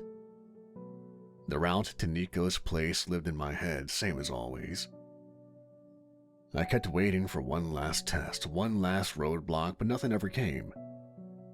When we turned onto Nico's private road, the heavy ward settled over the van again. Familiar pressure. Different weight than the demonic kind. More structured and no malice. The front gate opened as we approached. The mansion rose ahead, lights still on. The party had died down. Fewer cars in the drive. Muffled music instead of full volume. Nico was still awake, of course. I pulled into the garage bay, killed the engine. The sudden silence rang in my ears. And Cutter sat for a second, hands resting on his knees. "I hate demons," I noticed. He clapped a heavy hand on my shoulder, then headed back through the garage and out toward the drive. I watched him go until he vanished around the curve of the house. Nico gestured toward the interior door. "Come." I followed him back and "For the risk and the ride. We will speak soon. Nico."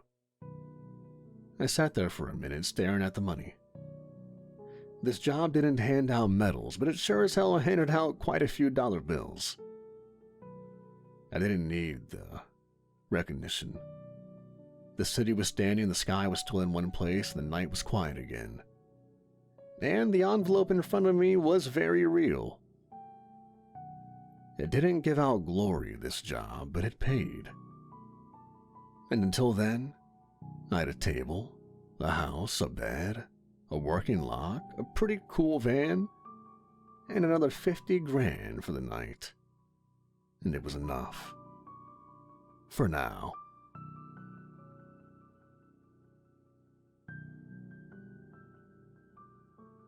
Hey everybody, Kevin here from Nightmares Nightly. If you made it this far, I want to thank you all for listening. And answer me this.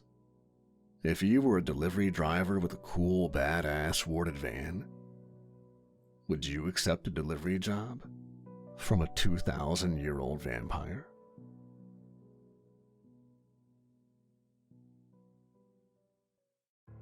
I hadn't planned on getting fought over by a vampire and a succubus. Nico's place was in full swing again. Not crisis mode this time.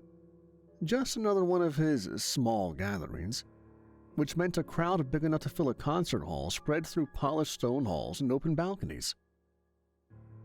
I was doing what I always did at these things, staying near enough to the bar that I could refill fast and far enough from the center that no one important tripped over me. I had one drink in, good suit jacket on, clean jeans, boots that still had demon ash on them if you looked close enough. My body still remembered the way the world had bent open above the Coven's compound. The bruises were gone, but the nerves weren't. "Samuel," a voice purred near my ear, "you clean up well." Succubus. You could always tell before you turned. Voice a little too smooth, presence a little too warm, eyes a little too focused on your pulse. I turned away. She stood too close, hand resting on the bar next to mine, nails the color of fresh blood. Her dress clung to her. Her eyes wandered over my throat, then dropped to my chest, then back up. "Thanks." "Oh, Nico hides you. That's rude of him. I'm not exactly premium decor, more of a utility piece. Utility can be very attractive." Her fingers brushed the back of my hand. Before I could pull away, another presence slid in on my other side. Cold this time. Not Nico level, but cold enough. A vampire. Young-looking, sharp suit. Eyes with that soft, focused hunger. "Am I interrupting?" he asked. He already knew the answer. "Depends," the succubus said. "You're Nico's driver. Among other things, he has good taste.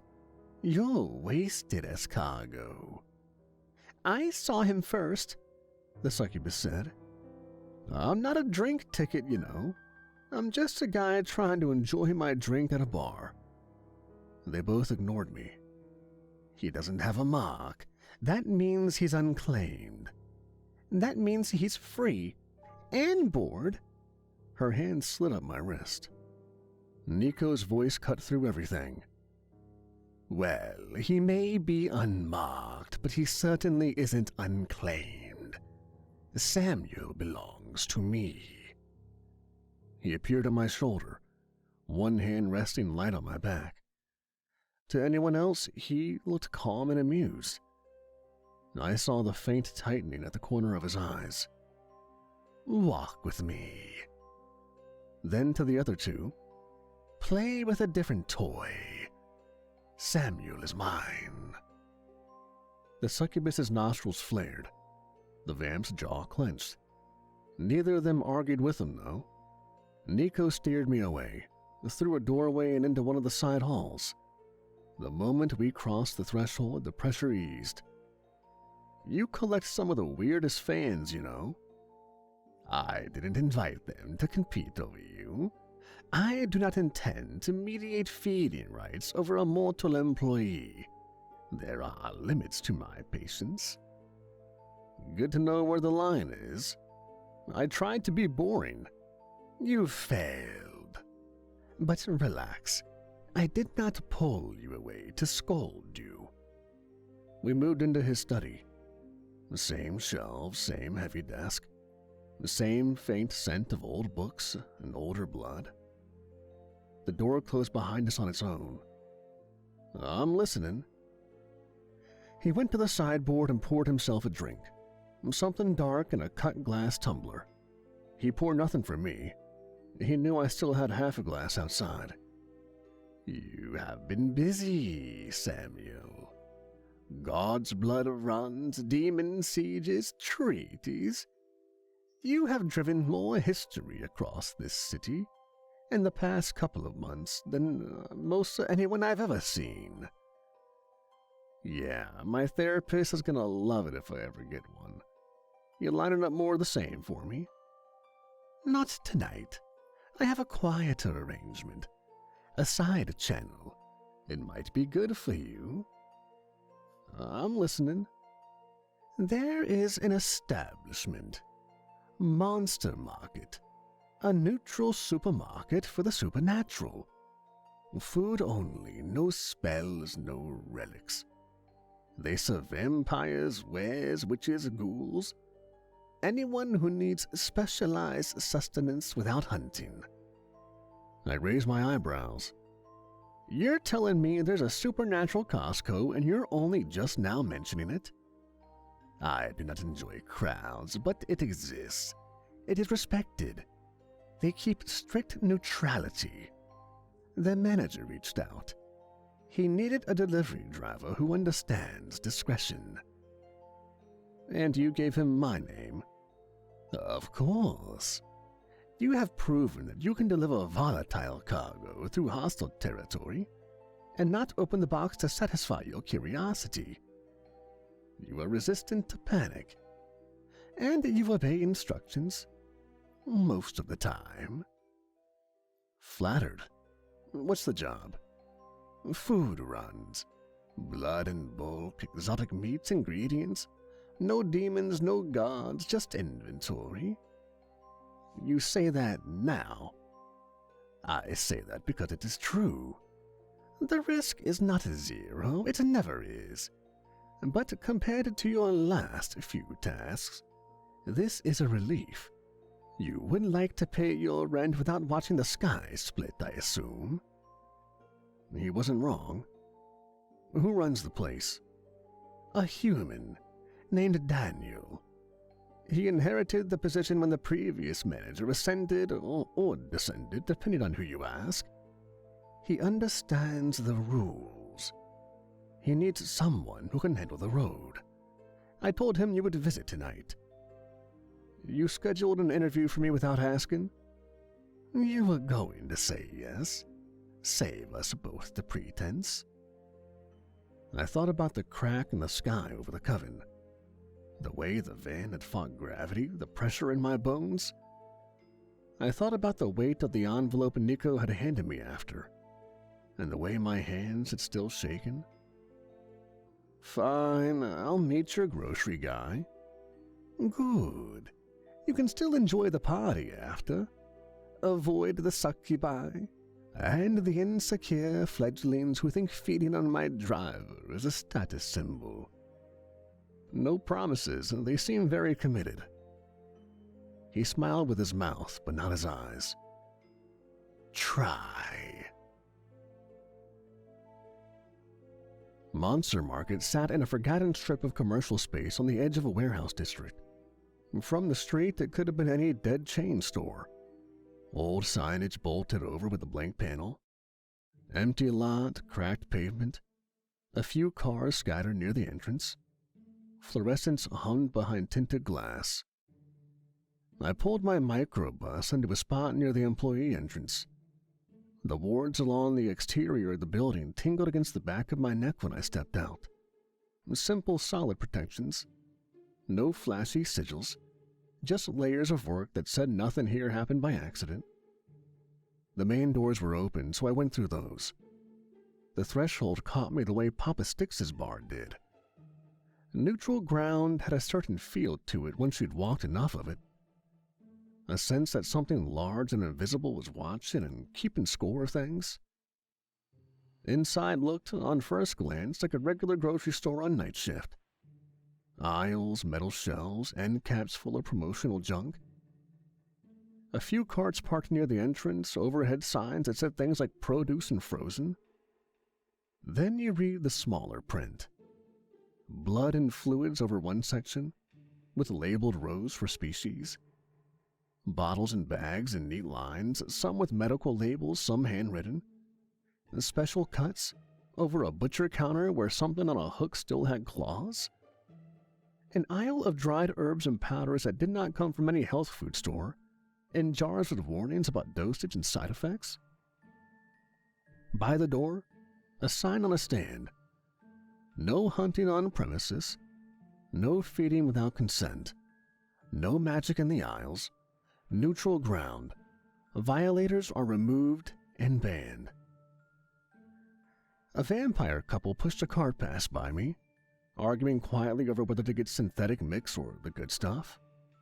A ghoul in a polo shirt scanned items at a self-check line. A witch squinted at a jar of preserved something, lips moving as she read the fine print. "Can I help you?" a voice asked. The guy behind the service counter had the look of someone who had seen too many night shifts and not enough sunlight. Late 20s, dark circles, hair pulled back in a tie that had given up hours ago. Polo shirt with the Monster Meat logo. Name tag read, Daniel. "Sammy, Nico sent me." His shoulders loosened the slightest bit. "You're the driver?" "That's the rumor."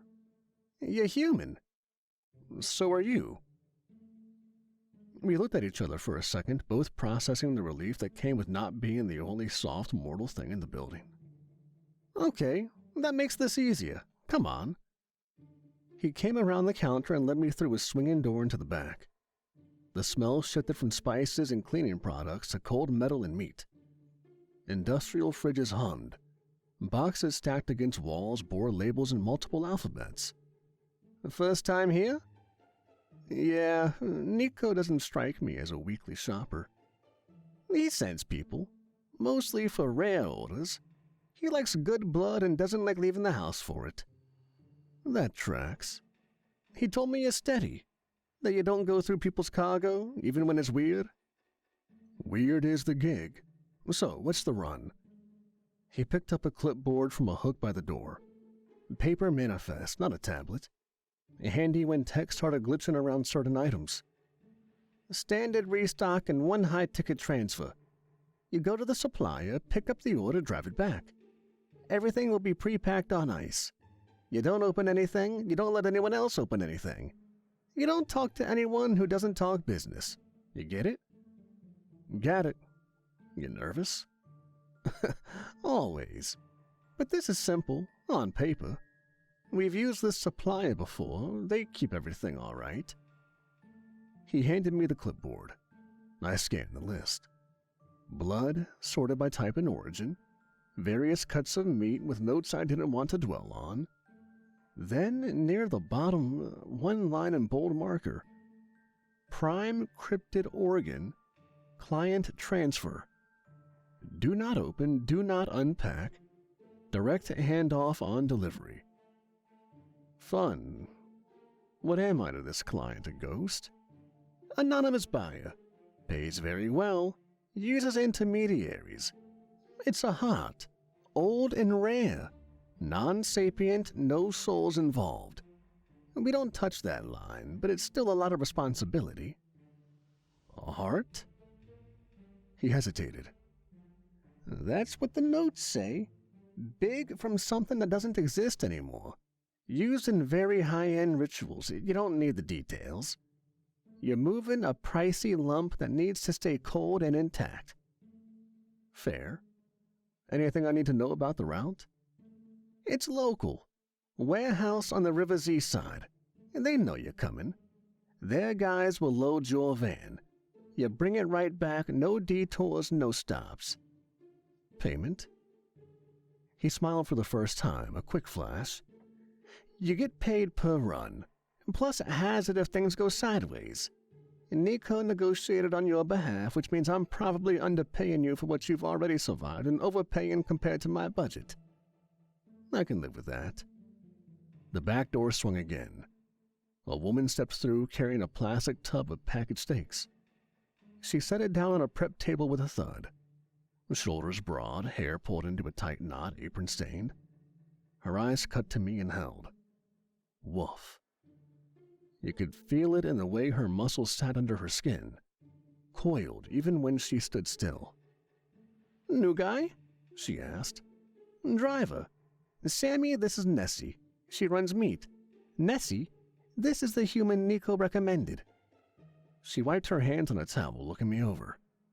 You work for Nico when you're still breathing? Impressive. Been a close vote a few times. Your staff? Yeah.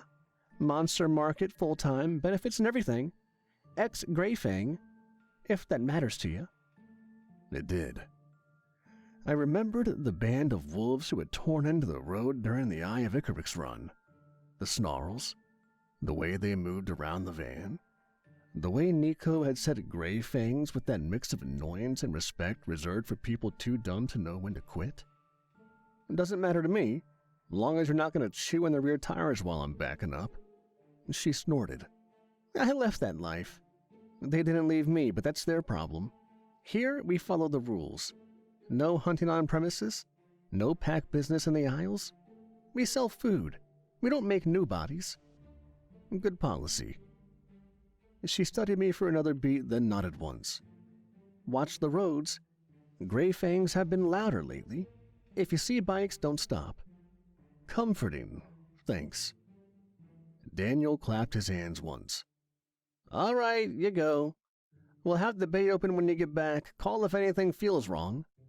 Define wrong. More wrong than usual. The supplier's warehouse sat near the river, in that stretch of industrial land that never quite died and never quite lived. Lights burned over a loading dock. A man in a stained jacket met me outside, checked Daniel's manifest, and weighed me in with no small talk. We backed the microbus up to the landing bay. His guys rolled out crates on dollies. White plastic, sealed, stacked with ice. They loaded them methodically into the van, filling the back in neat rows. Then they brought out the chest. Steel-reinforced corners, extra latches, faint ward marks carved along the edges. Frost clung to the surface. The men moved it with more care than the rest. That the special? Market meat order. Goes where the manifest says. Don't touch the seals. Not my business. He grunted, stepped back, and watched until I closed the rear doors. The drive back started quiet. Late night traffic, some trucks. City lights smearing on the windshield. The hum of the engine calm. In the rear view, I saw stacked white crates and the dark rectangles with a chest between them. 10 minutes in, I checked the mirrors again. Headlights behind me. One set, then another, spread out at first, but now closer. Motorcycles. They stayed just at that comfortable tailing distance, never passing, never dropping away. Anytime I turned, they turned. Anytime I slowed for a light, they hung back just enough to look casual. I kept my eyes forward and pretended not to notice until the third intersection. Okay, I said to no one. Either I have fans or somebody sniffed the cryptid sale. I took no detours, no stops, straight back on the route Daniel had given me. The bike stayed behind me until I turned into the lot for Monster Market. Then they drifted across the street and settled into a loose cluster near a dark stretch of sidewalk, engines idling. Grey Fangs, had to be. No colors visible from here, but the posture was familiar. The employee entrance for the loading bay sat around the side. I pulled through, headlights catching the big roll-up door. Daniel had it half open already. I eased the bus under the steel teeth and into the bay. The moment my back bumper cleared the threshold, the door started closing behind me. Daniel stood by the wall controls, headset hanging around his neck, eyes on the monitor feed. You saw them? I asked, killing the engine. Bikes loitering across the street? Yeah, guess I didn't invite. Grey Fangs? Nessie's voice came from the side. She stepped out from behind a stack of crates, apron on, eyes narrow. Probably. I've had run-ins with them before. The door rolled down to the last foot. Then something hit it from the outside. The impact boomed through the bay. Metal dented inward, hard enough that the lower panel flexed. The wards along the frame flared white-green, then dropped to a dim glow. A second hit crashed into the door before the first echo faded. Steel bowed. The whole wall shook. Alarm snapped on, red strobes pulsing, a siren wound up overhead. Daniel stared up at the warped door, jaw tight. Okay, so much for a quiet grocery run. Nessie's nostrils flared, her pupils narrowed. They're not here to browse. I glanced back at the van, at the crates, at the dark, heavy shape of the chest buried in ice. The easy job had just ended. Daniel moved fast. He jumped to the wall panel and slammed his palm against a red pad. The siren cut off mid-screech. Overhead, the main lights went down a few levels and an amber wash took over. A recorded voice rolled through the bay and into the store. Lockdown engaged. Please remain calm and follow staff instructions. This is a neutral ground security event. The heavy interior door to the back room thunked shut on its own. Somewhere out in the main aisles, I heard carts stop and someone swear. The thing outside hit the garage door again. Metal shrieked. The wards flared bright, held, then settled into a steady glow along the frame. Tell me that's not normal. We have drills. We don't usually have bikers ramming the door 10 seconds after you show up. That's the gray things, Nessie said. Her teeth were a little longer now.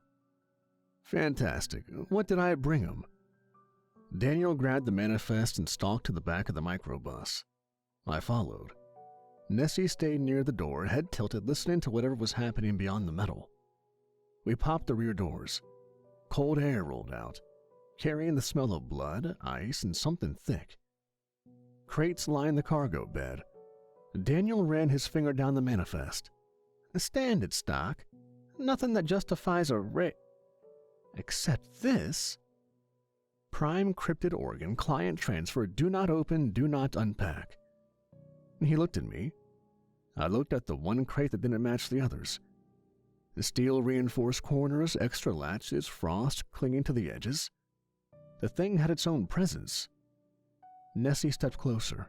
Her nostrils flared. Her eyes went yellow around the edges. That's it.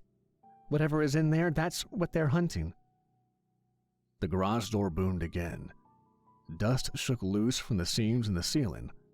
On the third hit, a hairline crack appeared in the corner of one of the frames. The wards around it flared and stitched to close. I'm getting sick of that sound already. Then handle the cause, a new voice said. We turned. A man stood in the doorway that led from the back room into the bay. Tall, lean, a suit that fit too well to be off the rack. Pale skin with no pore texture, hair cut neat, and eyes calm, flat, and dark. Victor. I'd seen him once before at one of Nico's things. He was one of those old vampires who moved through rooms as if everything had already been decided and he was just walking through the results. Tonight he had a shopping cart in front of him, a few racks of sealed blood bags at the bottom, 2 opaque containers with private labels stacked near the handle. Busy night? His gaze slid from Daniel to me to Nessie, then to the reinforced chest. Interesting inventory. We're closed, Daniel said on reflex. Your doors are closed, but your market is very open to problems. Gray fangs outside? So it seems, Nessie muttered. They tailed me from the supplier, sat across the street until I rolled in. They want that, and they are not here to negotiate. Another hit rattled the door. The voice that followed was loud enough to push through steel. Nessie! She went still. Nessie Gray, the voice called. Male, roughened by shouting and years of junk and rage. We know you're in there. We know what they're hiding. They've got a cryptid heart on ice. You open that door and hand it over, and this ends quick, Nessie. Nessie's hands curled into fists. Talkative neighbors, I said quietly. Shut up a second, she breathed. The voice outside went on. You hear me, girl? They get power stuck in a box. Power that belongs to the packs. They're storing it to sell to leeches and witches. You're gonna help them with that? They're trying to pull you. They know you work here. No, they're trying to pull themselves out of the ditch they dug. That heart doesn't belong to anybody. Daniel blew out a breath. Ugh, cryptid heart, fantastic. You knew what was inside that crate? I knew the label. Our contact said it was an organ from a dead cryptid. Old, dangerous when fresh. Rare and stable when treated. No intelligence, no soul. The thing died out before anyone alive here was born. Except maybe Victor. Anonymous buyer, high price. Promises to keep it away from open war. That's how this gig works. We don't trade and live and think in things. The voice outside started again. Monster Market. We know you hear us. This is pack business. You give us the heart and we walk. You keep it, and we come through that door and take it. And we drag that driver out for trying to sneak it under us. Creative pitch. I give him 0 stars. Victor's eyes stayed on the chest. Cryptid. There were stories when I was newly turned, thousands of years ago. Things that were old even then. Predators that made even dragons nervous. Their hearts could be used for all kinds of religious and magical rites. It amplifies everything. There is power in these. There can't be but a few handfuls left. So the Grey Fangs want a power snack. They want leverage. You feed that heart or pieces of it to a strong enough alpha, and they pull other packs under them fast. Or they chop it up and sell pieces to anyone desperate enough. Either way, they climb out of the gutter by standing on the necks of everyone else. The Grey Fangs will use it for their unquenchable power. Outside, the wolves hit the door again. The ward screamed, but still held. Daniel rubbed the bridge of his nose. The buyer told us the heart was for containment rituals. To strengthen a warded side out of town, he wouldn't reveal himself, but he paid up front in a way that checked out. I did the math. A dead beast, no mind, no soul, and one rich idiot throwing money to keep something quiet in his corner of the world, so I let it through. Rich idiot might not be wrong. There are uses for such things beyond chewing and howling. But the Grey Fangs do not care about nuance. They see meat and think only of teeth. As Victor said this, he picked up one of his blood bags, opened it up with one of his sharp nails, and sucked the blood down. You can feel it. Depth. Age. This is not some normal monster piece. Your buyer knew what he was ordering. You tempted? I asked him. I know better. I've survived this long for a while, boy. The voice outside shifted tone, less taunting, more threat. This is your last chance, Market. Hand the heart out. Put the driver just outside the door. We take him in the crate and we leave. You keep hiding, and what happens next is on you. I looked at Daniel. He's lying. I know. We let them drag a contracted shipment and my driver out of a neutral store, we might as well shut down. No one will trust us again. We'll get to that in a second. Right now, I need to know if we're staring at something that will eat the building from the inside if it cracks. The chest is solid, the wards are good. It isn't pushing. It's not a cursed thing, it's a resource. A nasty one, but a resource. The danger is outside. Victor nodded once. She's right. That heart is dead and preserved. The power in it leaks into the air, but it has no will. The wolves do, and they are the problem. So, we've got an ethically gray organ in a box, an anonymous buyer waiting, and a gang of psychos at the door who just want to use it to turn this whole city into their personal hunting lodge. Am I missing anything? That's about right, Victor said. Daniel nodded once. Fear sat in his shoulders, but something harder settled over it. All right, then we decide what Monster Market really is. The chest sat in the center of the bay, silent and heavy. The door shuddered again under another hit. The wards flared, then steadied. Everyone in that room understood it then. This was no longer just a grocery run. This was a fight over what stayed neutral and what got eaten. We don't surrender staff, we don't surrender goods under contract.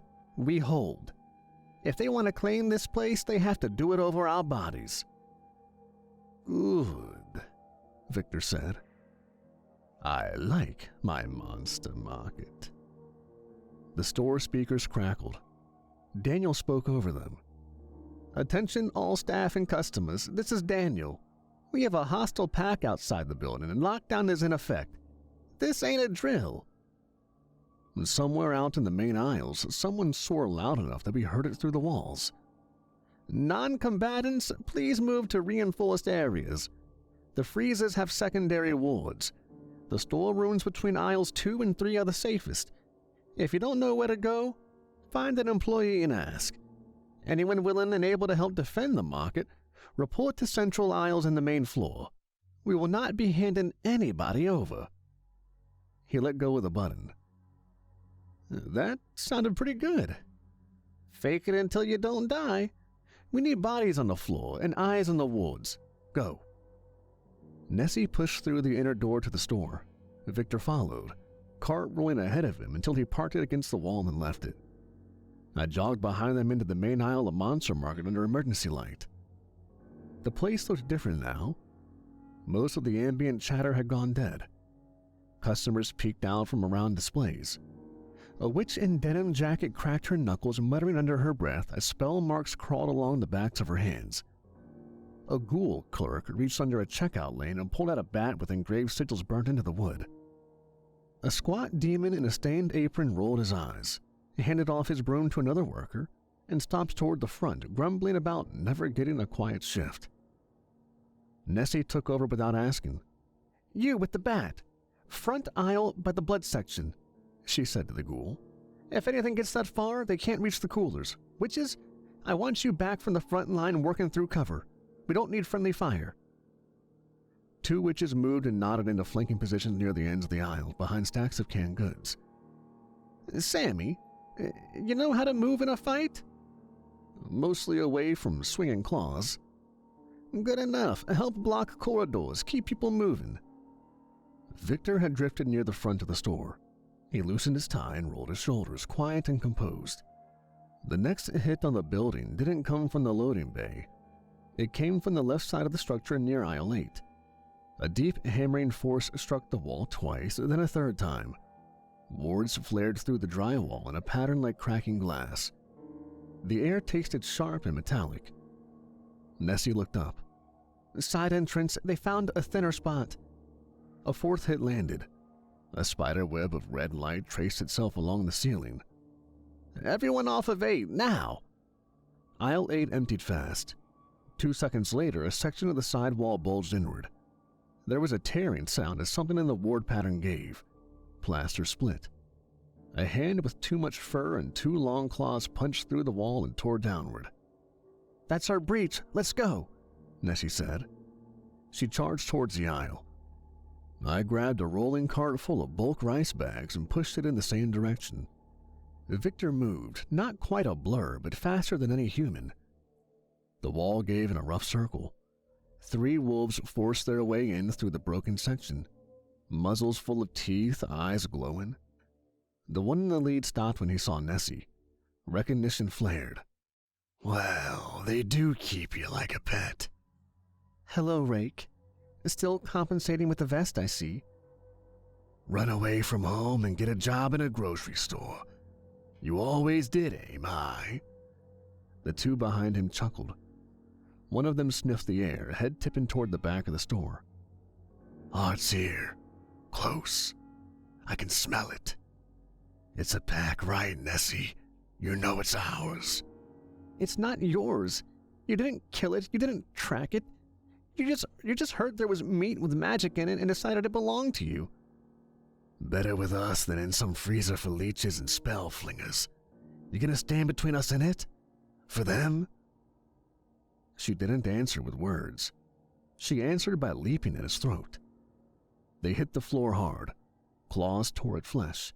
Teeth snapped. He was bigger than she was, older, more scarred. But she moved quicker. The two other wolves stepped to go around them, aiming down the aisle toward the back. I shoved the cart of rice sideways into their path and kicked the lock on the wheels. One of them slammed into it chest first and stumbled. The others vaulted, snarling. I yanked the fire extinguisher off the wall, popped the pin, and blasted the landing wolf full in the face. The spray thundered out in a thick cloud. He howled, blinded, swiping at nothing. The ghoul clerk with the bat stepped in from the side and swung for the blinded wolf's knee. The crack of impact was loud and ugly. The wolf went down roaring. The second wolf tried to wrench the cart aside. Victor appeared behind him, and one pale hand grabbed the back of the wolf's neck. The other wrapped around his jaw. A quick twist. There was a snap. The wolf's body sagged. Victor let it drop and stepped back before the falling weight pulled him off balance. He didn't speak. He moved to the next threat. Rake and Nessie rolled, trading control. He slammed her against a shelf. Cans rattled and fell. She drove her knee into his ribs once, twice, until something gave. He punched her across the jaw and blood flew. She shook it off and bit into his shoulder, tearing flesh away. Traitor! He tried to reach for the gap in the wall. She pinned his arm and twisted it until the joint popped. He howled. She dropped him into the floor, slammed his head once, twice, and then he stopped moving. Breathing hard, she pushed off him and looked up, checking the aisle. The blinded wolf was still swinging. I hit him again with the extinguisher blast. The ghoul brought the bat down on his head and he dropped. In the wall, the hole pulsed with red light. The wards crawled over the ragged edge of drywall, fusing cracks, slow but steady. That's 3. They'll send more. These were expendable, Victor said. He wiped a fleck of blood from his cuff with a slight frown. The store's still standing. Anyone hurt bad? Bruised. Nothing broken that won't fixed. Good. How about the wards? Stressed. Not shattered. They found a soft spot and pushed. Now they know they can tear the skin if they work hard enough. Test run. Check the defenses to see how we react. Exactly. The first blood had been drawn inside Monster Market. It wasn't enough to end anything, but it was enough to prove that the market would swing back. The Gray Fangs had tested a wall and found it painful. The next hit would be heavier. Whew, you could feel it in your teeth. The whole building jumped. The shelves rattled. A few glass bottles gave up and shattered. The wards along the ceiling flared bright red for a breath, then sank to a dull, angry glow. They're ramping up. Monster Market looked worse now. Dry goods aisle was half blocked with broken product. One freezer door was cracked. Blood had dried in streaks where we dragged one of the earlier wolves out of the way. Daniel stood at the front end of the store between the registers and the blood aisle. His headset was crooked, shirt untouched, clipboard gone somewhere. He was trying to look in 3 directions at once. The next blow hit the front doors. Not a ram this time, but a focused push of blood and rage. The glass didn't shatter. It warped. The metal frames bent inward. Wards crawled over the surface, trying to hold it together. They've got a caster out there, the Denim Witch said. They're smearing blood over the wards to find the gaps. Can you strengthen it? Daniel asked her. For a while. I'm not a coven, I'm one person. They've got a lot of blood to burn. The wolves hit again. This time, one section of the glass spiderwebbed. The wards flashed in a wild pattern and then tore. Not all the way, just enough that something could push through. A clawed hand punched through the crack, then a shoulder and a head forced itself between the failing projections, fur bristling, muzzle pulled back in a snarl. "Front, we've got a breach!" I yelled. The hand vanished, then came harder again. The gap widened. One gray fang forced himself through the half-filled barrier. Ward scored burning lines down his skin, but he pushed and pushed until he was inside. Smoke rose from the charred fur along his back. His eyes burned with the kind of rage that didn't care about pain. He landed in the front end of the store near the registers. For half a second, he took in the scene. Staff, customers, Daniel. He went for Daniel. "Move!" I shouted. Daniel froze. You could see the moment his brain tried to catch up to his body and failed. Henry didn't freeze. He stepped between Daniel and the charging wolf without thinking about it. 1 second he was at Daniel's shoulder, and the next he was braced in front of him, arms up as if it would do anything against claws as long as my fingers.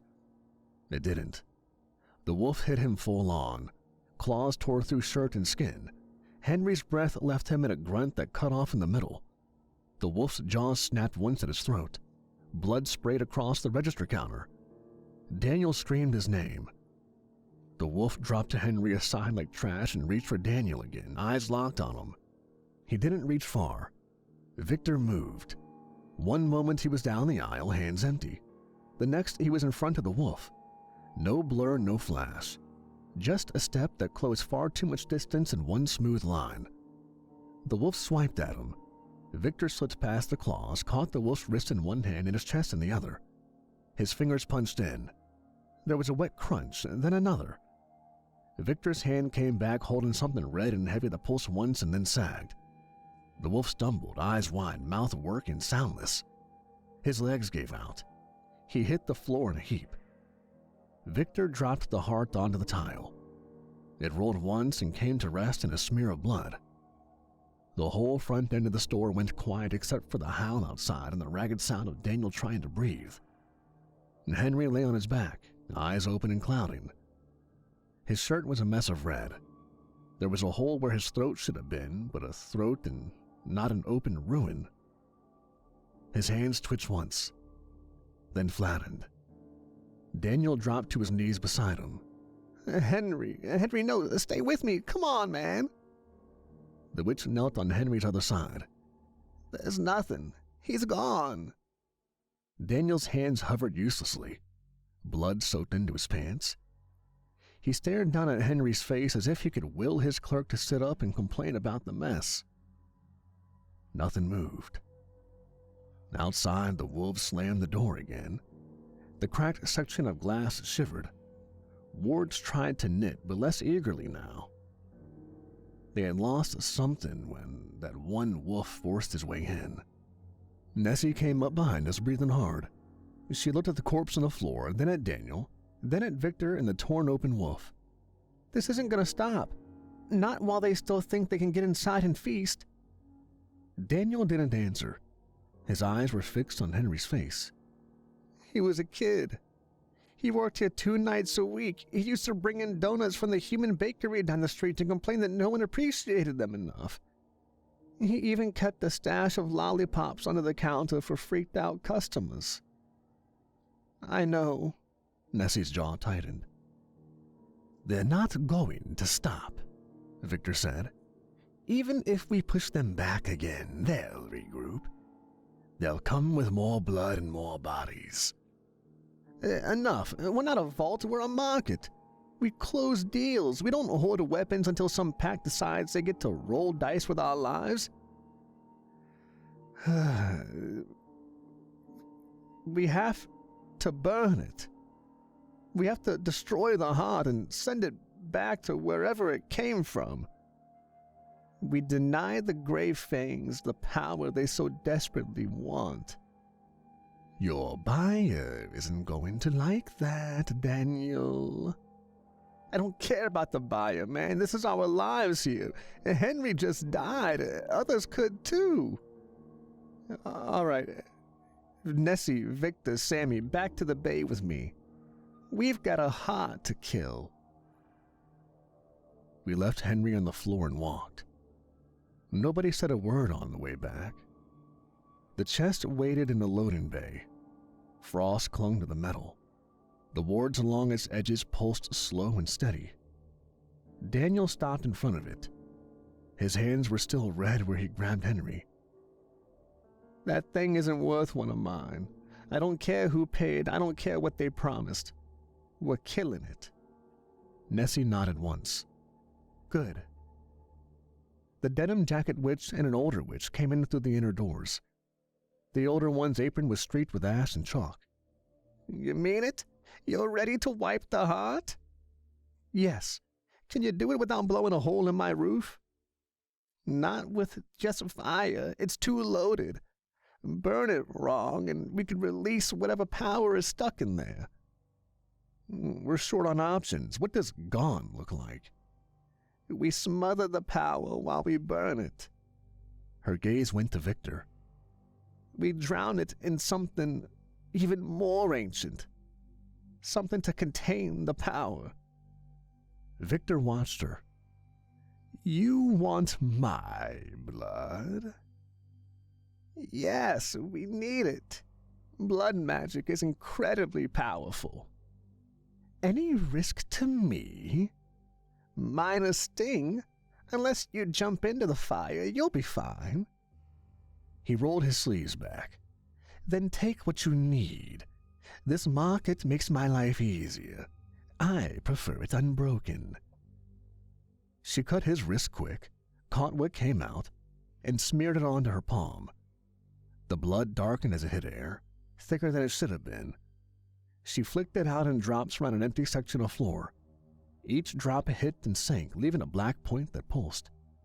"Disposal bay, the big burner," she said to Daniel.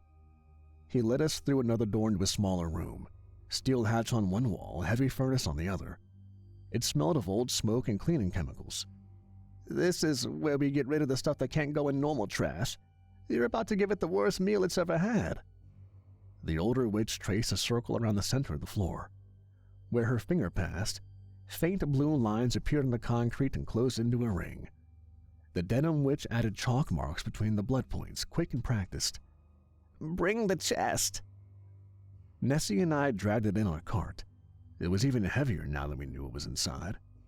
"Do not touch it bare. Use gloves." Nessie grabbed a pair from a hook, flexed her fingers into them, and undid the latches. She muttered under her breath as she cracked the ward line on the lid, careful and focused. Cold rolled out when she lifted it. Not regular freezer chill, but something deeper and older. "Pick it up. Straight into the fire. No speeches, no games, and then we end it." Nessie slid her gloved hand under the heart and lifted. Her arms trembled, but she held it. One witch recited the incantation with Victor's blood, and the other witch opened the incinerator door. Heat pushed out. The witch pressed her bloody hand to a control rune and murmured 3 sharp words. The flame inside flared white. She shoved the heart into the furnace. It hit the grate and stuck. The older witch slammed the door, and the circle on the floor flared. The furnace roared higher, and something in the air pulled tight and then snapped. The smell that seeped through the seals was thick and foul.